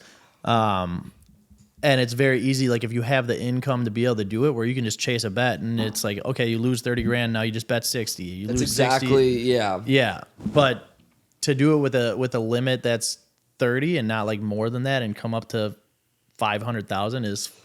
They said they hit a couple crucial doubles. Yeah, it's the doubles and the splits. That's how you really. Oh yeah, but it's like it's so funny because Dana like give me 30 and I'm like, all right, it's basically half of what I make this year. You know, but being in those rooms, it's scary. Even if you're not betting, the tension. You think you've been in rooms where you can cut the tension with a knife. You watch it. The tension just falling apart. It's so stressful, and people are getting lively when the time's right, and then people are just quiet, just white knuckled, like fuck. And you want them to win because it's just like. You almost like you're losing in a way. It's such a weird place to be, but I find myself in these rooms where I'm like so clearly the lowest man on the totem pole. There's like 3 billionaires. I'm just like, yeah, man. Like I feel like I wouldn't even want to. I threw up in my bathroom like this weekend, and like I think there's still puke on the toilet. Like they take really. He's good like, care I of threw us. up on my private jet. Yeah, and then the guy cleaned it up immediately. Yeah. But yeah, I mean, awesome sporting event that you're going to this weekend. Yeah. It's going to be a huge fight. Who you got winning it? Edwards or Covington? I like Edwards just because I feel like Colby Covington is kind of everyone loves to hate on him. Yeah. So I think I'm going to just go with the crowd. Yeah. I wanted to see Volk fight in this one for for E and Gary at 170 and just see a fucking unit just go up to and 170. I love when he comes out to land down under. Like, I mean, I'm not Australian in any right, but man, do I fucking love Australian it's like people. Uriah coming out to Cali Right? Love. Like, yeah. it's like, I'm not from Cali, but like that shit gets me fucking hyped. It gets you going, Yeah. man. Walkout songs are important in MMA. So you got Edwards winning. Yeah, and is Colby favored?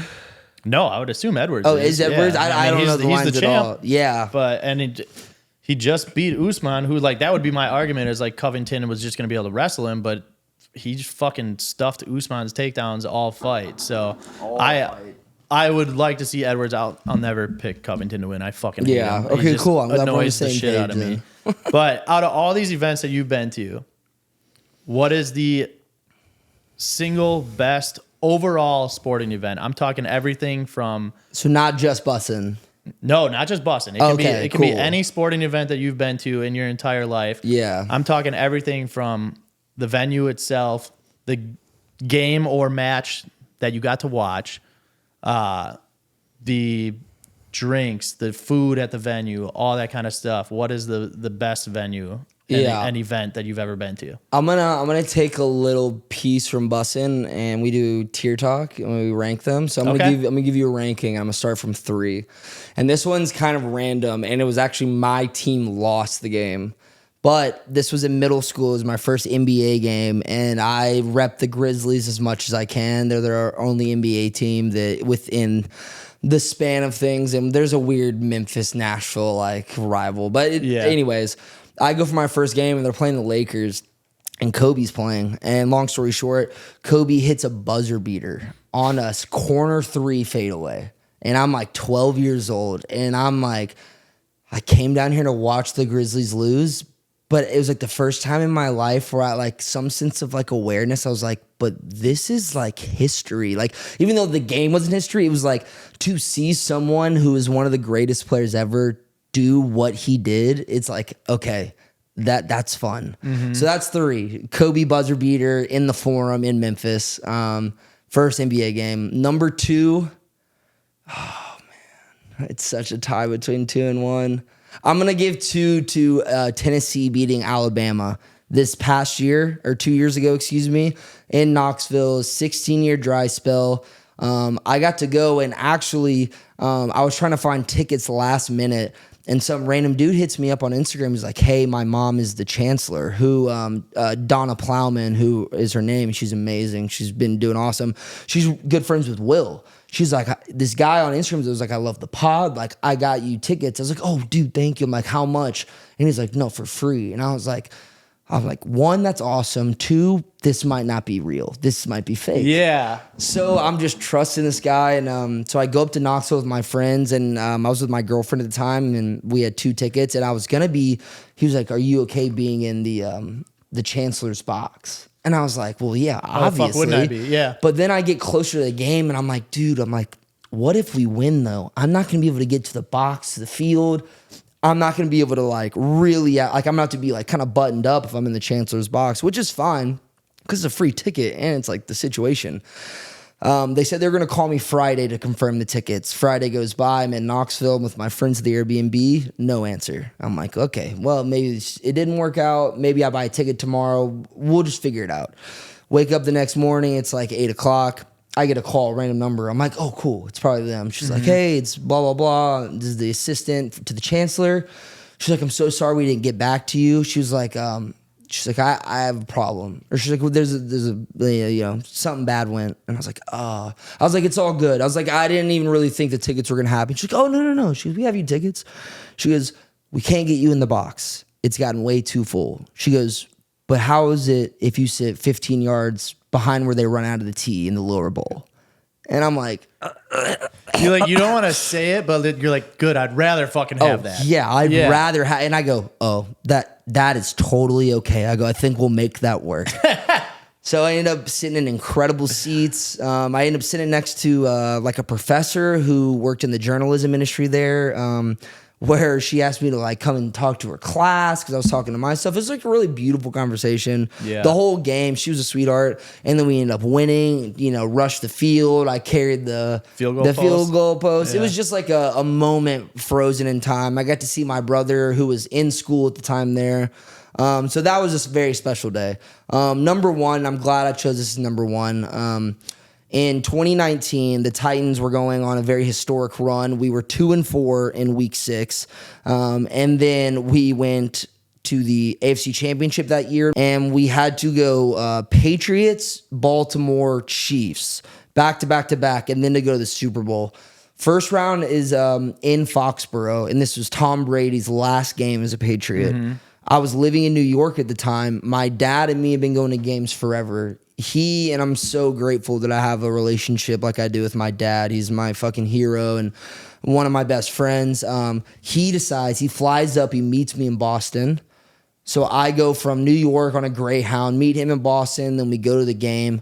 The game is an absolute barn burner. It's so stressful the whole time. And to the Patriots' credit, we set around a lot of really nice Patriots fans, which I feel like they get a rap of being massholes and just like pricks in general. Maybe we got lucky. There were a few stragglers, but the guys we sat right next to were really kind. And then Logan Ryan, who doesn't play for us anymore, he pick 6, Tom Brady, last play of the game. We win. And just to beat the Patriots with Tom Brady at the helm of their career. It was his last game. My dad makes such a big trip. I traveled hours to see them win. It was just like, it doesn't compare to what you're talking about earlier with the Bucs championship, but it's one of those moments where you're sitting there and you're like, whoa, like it doesn't even matter if we win the Super Bowl. Like I got to experience this with my dad and I will remember this for the rest of my life. Like I get chills thinking about it now. And then when I end up going to the game the following week, we played Baltimore and we beat the shit out of Baltimore in the bank. And I went down there and then we ended up losing to the Chiefs in Arrowhead. People say I was the reason we lost because I didn't go to the Chiefs game. But I was like, it was like 10 degrees in Kansas City that day. And I had just gotten back. My dad was like, maybe you should go. And I was like, maybe you should pay for it. You're like, I'm fucking burning money with these last 2 games. I was like, I can't do it. But yeah, those are my top 3 though. That's an awesome top 3. Yeah. Kobe would definitely be one that would be up there. When he was on his retirement tour, I went to his game in Milwaukee. That was like his last game there.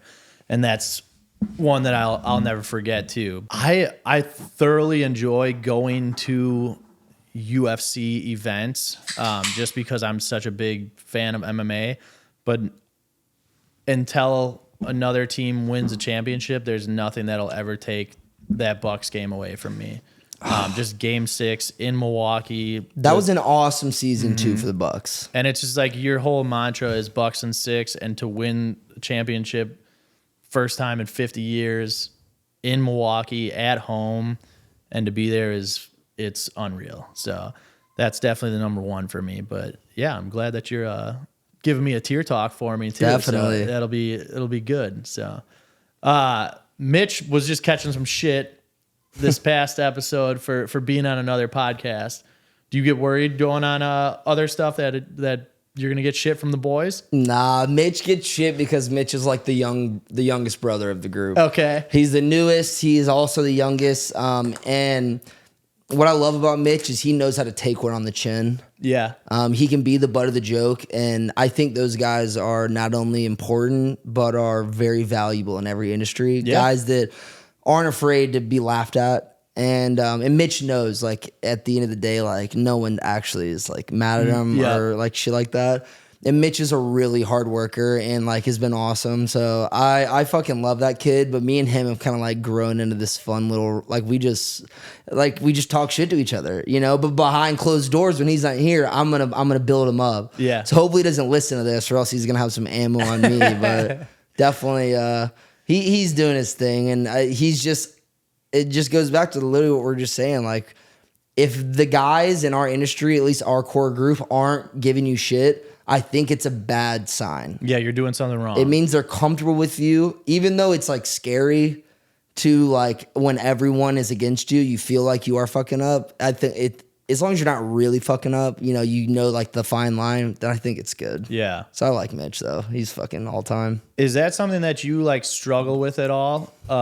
Is trying to like disassociate yourself from Bussin and kind of build your own brand or market yourself as something off of Bussin, or is it something that you're so invested with the company and you still want to help it grow so much more than it even is right now that you just kind of put all your focus on them?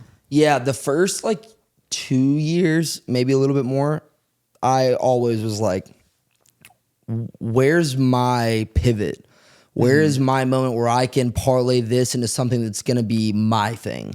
Because it's very much an ego-centered decision. I was like, I want to be in front of the camera. I want to be the boss calling the shots. And then I think once I started to get taken seriously there and they started giving me big roles and giving me guys that work underneath me, everything changed. I started realizing that this is something I'm like, for the first time in my life, I'm actually good at. And I really appreciate people giving me a chance on that stuff. So now in the last 2 years, year and a half, I don't like if something were to come from it that parlays for me, my individual brand that growths and breathes success, awesome. But it's not what I'm looking for. I'm honestly looking for what is going to take our group brand farther because we're at like a very big turning point where at some point we'll leave Barstool, whether it's next year, the year after that, I couldn't tell you. But at some point we will, and they're putting me in the position to for more of like a managerial type where I could oversee a lot of stuff. And that to me is something I never thought that I would be in the position to do. So I'm really happy where I'm at. And so I don't if something happens for me personally, my brand, that's because directly affected from Bussin, great. But I'm good with where I'm at right now because there's a lot of room for growth, which is good with me. You guys have been doing very well. And like you said, there's a lot of room for growth for yourself, but still for you guys as a collective group, I feel like there's still so much more room for you guys to grow as Bussin. There's still so much that you guys can do to expand. And I mean, I'm excited to see what you guys do into 2024 and who the people that you guys are going to bring on and everything that you guys put out content wise is always good. So it's fun to see. And putting out content, working for the company itself, talk about just the workload that you have, because I know obviously from doing this and the content world right now, you have to be so quick with it. And you guys kind of do everything. Like you are sort of a news outlet too, with when it comes to like sports and kind of current events and things that you guys are doing with interviewing different guests. And it has to be kind of put out in a timely manner too. So I feel like as a group, you guys kind of always have to be on it. And with you running the social media, something happens in the sports world, it's like you got to have it to be able to put it up right away. How much of a workload do you have, and like how much are you on the clock just all the time, staying on top of sports and current events and things like that? Yeah, when I got brought on for the role I'm under now, there was, I don't know, probably a year and a half where it felt like I was on 7 days a week all day long. I'm very grateful that Will and Taylor have put the necessary resources in front of me. And I now have two guys that work under me, Jeremy Klump and Sherman Young, two really star-studded kids who are just hungry grinders. And I mean, Jeremy's got 2-3 kids, and I mean, they're awesome. They both work remote though, and they've helped alleviate so much of just like the small moments where I'm able to take a step back and not get overloaded and hit that burnout, because it's so easy to do every single year. Yeah. But even then, like this fall, we've a typical week, we had 6 travel stops. We traveled every weekend in September. We're putting out 3 shows a week. Podcasts, college gambling show, NFL gambling show, and then traveling for 3 days. And so that just like is a recipe for disaster when you just do it long enough. And it takes takes a lot of learning and us trying to figure out like the best way to approach how much traveling can we handle, how much workload can the team handle. And we're kind of getting to that point where we're figuring out what's necessary for everyone and what's maybe best to stay away from so we don't hit burnout. But like I said earlier, man, like I got into this industry because I didn't want to work 8 to 5, and I ended up working 8 to 10. And it's cool to me because it's something that I enjoy very much, and it's very unlike any other traditional career. So I take pride in that in ways, but I hope that the workload slowly paces back a little bit because there are a lot of days where I feel very just drained. Redlining, as we call it, flatlining, whatever. But yeah, I enjoy it. It's hard work. And to me, the best way I can put it is I think we're putting in hard work now so that in 10 years from now, we've built something that we can actually hang our hats on that's going to, be in its own entity, and something that can carry us and many more through to a big career push. And so I think that we're putting in hard hours now so that it can pay off down the road. And that's cool with me if that's the case. Absolutely. Yeah. And hopefully it does because you guys have been killing it. So for me, obviously I'm a DJ, playing all over Barstool, 1230, Whiskey Row. I love that too, man. I love that industry so much. Yeah? Yes. Well, you used to work for a record store, right? Technically, yes. So it's the Nashville Convention and Visitors Corp, which if you're from Nashville and know Nashville, it's like the Broadway Bash, or they used to be the Broadway Bash. It's all the New Year's Eve, the free shows, and the big 4th of July parties. They are in charge of all the tourism industry. So what they did is, as a PR push, they set up a record store for 8 months in New York, and every single record in the store was somehow tied to Nashville, whether it was written, recorded, or the person was from there. Gotcha. So I worked there for 8 months, and so I didn't like necessarily work at a record store, but I did. There were records sold there gotcha. So for you, music-wise, who are you listening to? What's your go-to genre? Are you a country fan? Dude, cliche answer, everything. And Okay. everyone's like, I listen to everything. I truly do think I listen to everything, but I think if I had to narrow it down, electronic is one of my long-lost loves, always has been. I love rock and roll, all kinds, classic, punk, metal, whatever it may be. Love rap. Yeah, I mean, I truly love it all. I mean, I can get into some pop music too. I love music. Music flows through every being in me, even though I'm not a musically talented person. I love what music represents because I'm a very competitive person. But at the end of the day, music innately is not competitive. It's like a way to collaborate and be creative and express yourself. And to me, that's always been such a big draw because it gets me out of my competitive nature. It gets me into my free-flowing and creative mind. So I've just always loved music for that and many other reasons. But yeah, I mean, electronic, rap, and rock would be my three. You can put those in any order on any given day, really. Yeah. You go to festivals. I know you went to Bonnaroo fucking every year. Bonnaroo, me and Garrett, who works on the bus, we started going to Bonnaroo when we were 18, I guess, and we went 8 years in a row. Then COVID hit, and then I got to go back for the first time this past year, but been to a ton of different festivals all around the country, and something about obviously the music aspect, but the collective mindset of people at festivals has always been a huge draw to me. It's just, especially Bonnaroo, it's just all positivity. And it's just from the outside looking in, you assume those kind of environments are very stressful and, it's we're better than you mentality. If you haven't been going to this, then you don't belong. But it's the opposite. So I always love atmospheres where all it is just, let's just buy into this music and let's just enjoy it and spend time with friends and whoever and just listen to some good tunes and stay up too late and, be too hungover. I think that stuff is just so much fun. Who did you see this year at Bonnaroo?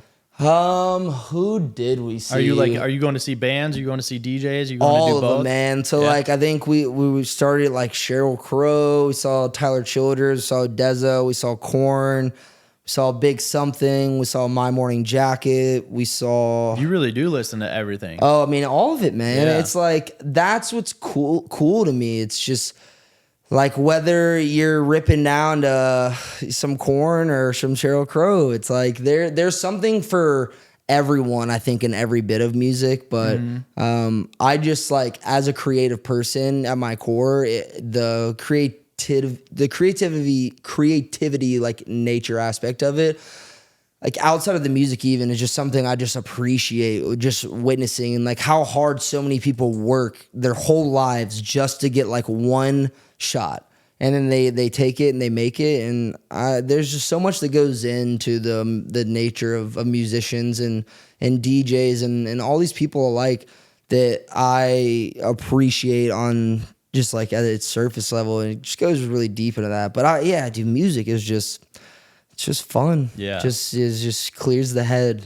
I always just imagine situations with soundtracks. My first job I actually ever wanted to do was to score movies. Okay. But then I realized you have to be actually like a composer and you have to know music on a fundamental level. And I was like, you could look at my Spotify though, maybe, but You're like, I got good taste. I'll put it in here. I think that's where I found myself in my career too. It's like being able to put, I don't do it as much anymore, but I do love it.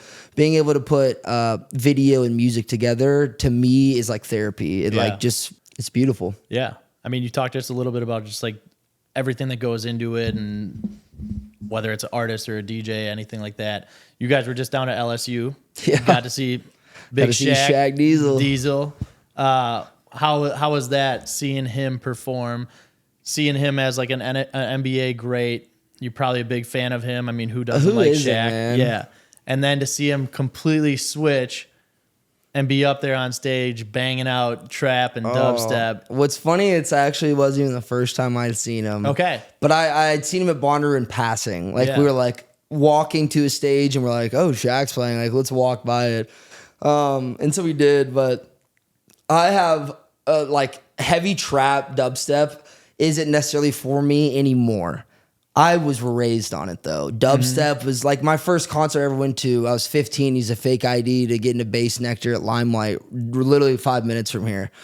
And so like I grew up on dubstep and all this stuff, which is fun. But I think it's like growth when you had dubstep and then you maybe push into some like tech house or like some whatever something a little bit more. It's like the one genre that I don't really fuck with. Yeah. Like I don't play dubstep or like hard trap when I'm DJing, and like listening wise, like I love Shaq. If I went to see him, I'd be in and out of there in like 20 minutes. You'd be going just to see Shaq. Yes. Like, oh shit, that's Shaquille O'Neal, Yeah. like fucking NBA Yeah. Hall of Famer. All right, let's get out of here. But yeah, we're gonna hit you with some rapid fire questions, and then that's it, man. Unless you got some stuff that you want to throw my way. I like to always hit some people with these rapid fire questions when we got guests on the show. Keep them on the toes. Yeah. Let's do it. So first one, are you a Swiftie or not? I was a Swiftie before the term Swiftie existed. I was a big Taylor Swift fan in high school.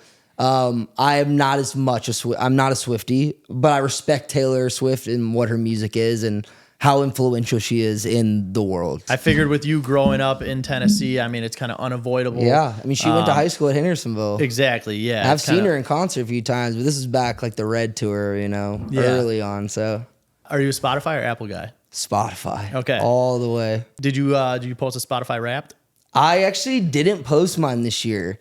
I usually post a fake Spotify rap just because it's easy content. Yeah. Like I'll put some bullshit with it, but I actually didn't. But I'm someone who appreciates Spotify raps. Like I'm not like, it goes back to the whole like hating things because it's like cool to hate. Like, dude, post your favorite music. I love music. I want to see what you listen to. So maybe I'll post mine like tomorrow, just like a month late. A little late, yeah. Yeah, and be like, yo, my Spotify rap's out. I love seeing the people hate about it. They're like, these fucking losers posting this. I'm like, It's like, I don't mind looking at them because No. especially for me as a DJ, I'm like, oh, let me go listen to get this a little person. pulse too. It's Yeah, like, it what are gives the me people like listening?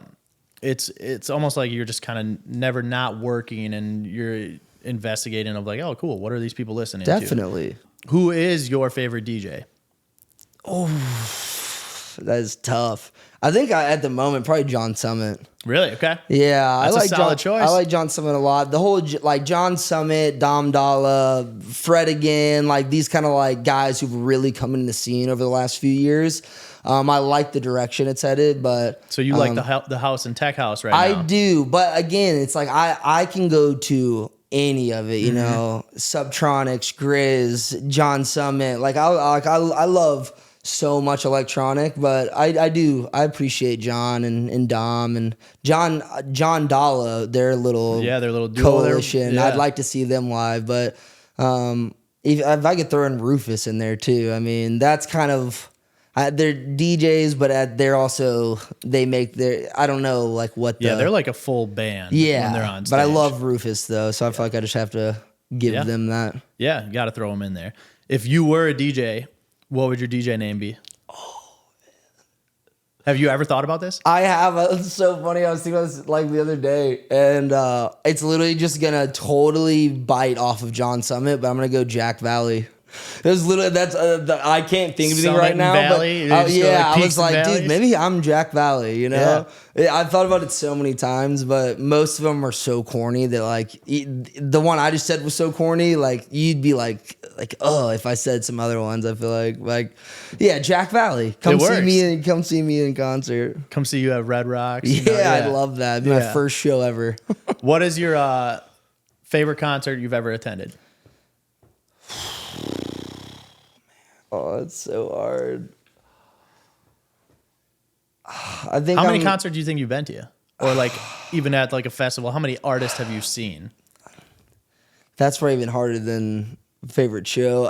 I mean hundreds and hundreds for sure. So trying to narrow it down to a favorite one is I mean as of this year, I don't know if you know who Future Birds are. I saw their show at the Ryman and it was really, really good. But I think on like a big scale, Rolling Stones in 2016 here, like right before like Keith Richards was like literally fucking like old as shit. Like that, to see that as like music that like raised my dad and he introduced me to some of their stuff. I wish I could have seen Skinnerd before everyone died, but we still got one guy left. But Rolling Stones was like, oh shit, like this is transcending music that's not even just like for me. Like this was made 50, 40 years ago. So I'll stick with that. Yeah. I mean, that's a legendary group that to be able to say that you've seen them is awesome. Yeah. Who is your favorite band or artist right now? Probably Future Birds. Okay. Yeah, I just saw them this past weekend.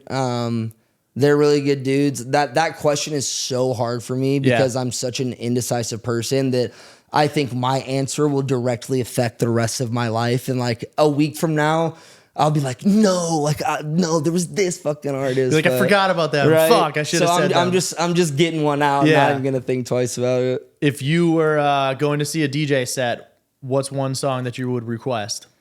Probably Miracle Maker, Dom Dalla. Dom Dalla? Yeah, that one just always gets people going. I know it's a very much like a front runner song of like for his. It's not like a deep cut. There's a ton of like dope remixes to it. Yeah, that's a great song to remix. Mm-hmm. But anytime I hear that, and I'm just like, oh shit, back up. So, it's like very rave-esque, and it just gets you fucking juiced. Like I'm ready. Like I'm probably gonna play it now in the car just to get ready for this.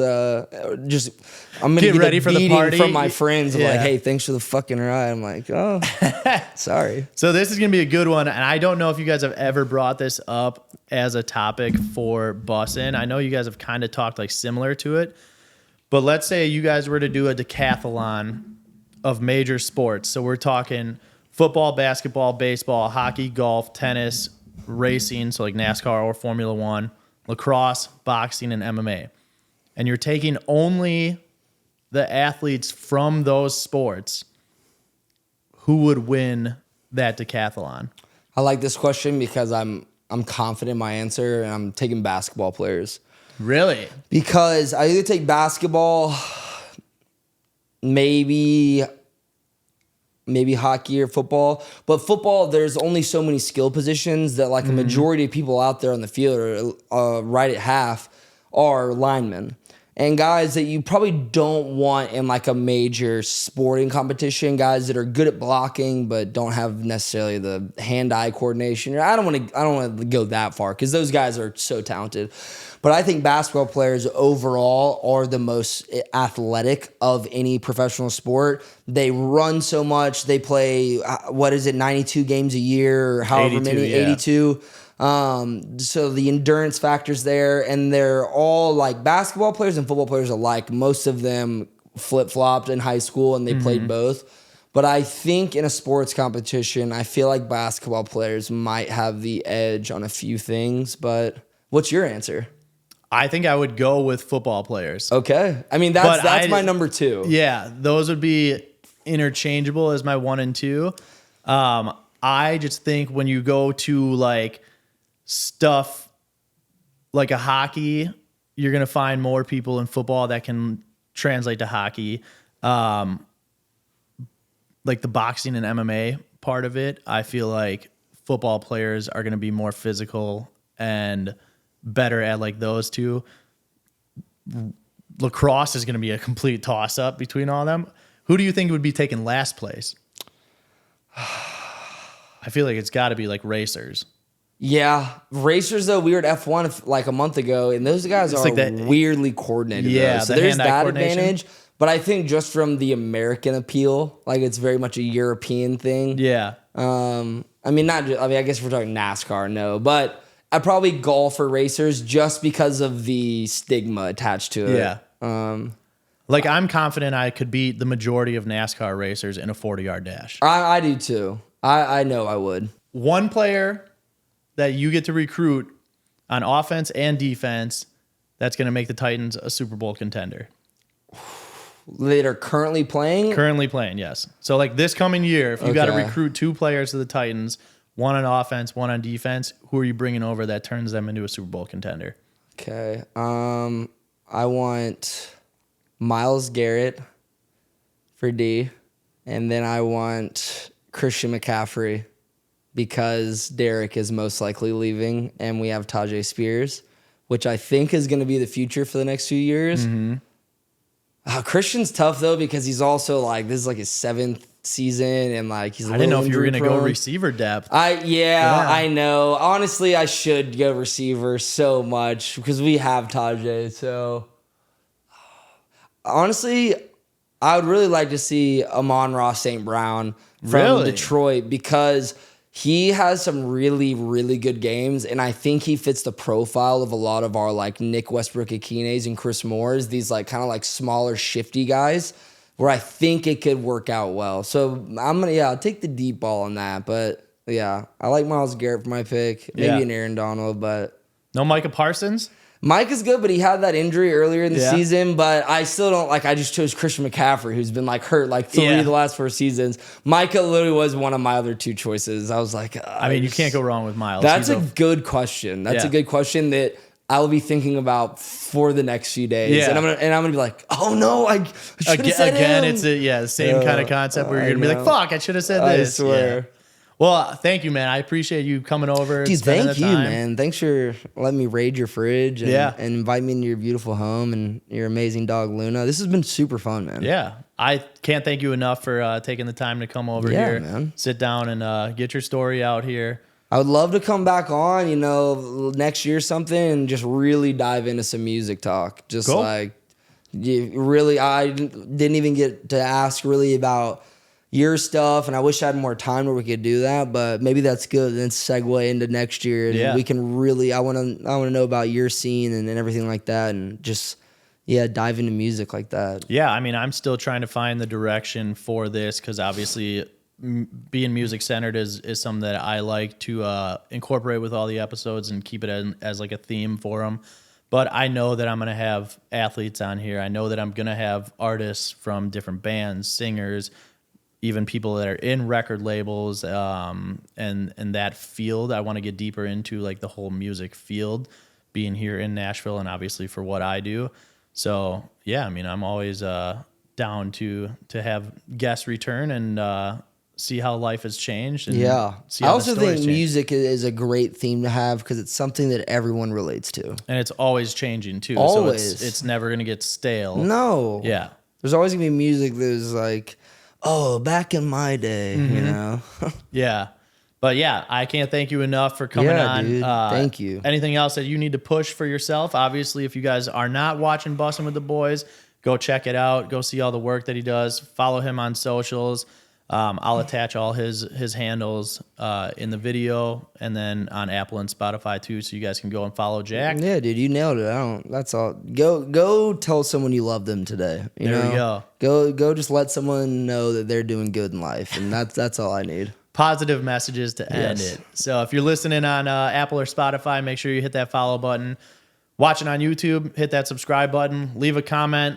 Let Jack know any questions that you guys got. I'll get back to him, baby. Yeah. All And of then if you need those DJ mixes, hour-long DJ mixes every Monday, go out I on the need platform those. mix. I need those. They're Seriously. awesome, man. DJs from all over. I need those. Yeah. I need you to send me those. Yeah, it's hour-long shows from some of the best DJs all over the nation, the Say world less. even. So, but yeah, until next time, I'm out. Peace. Check. Mic check. 1, 2. Yo, is this thing on or what?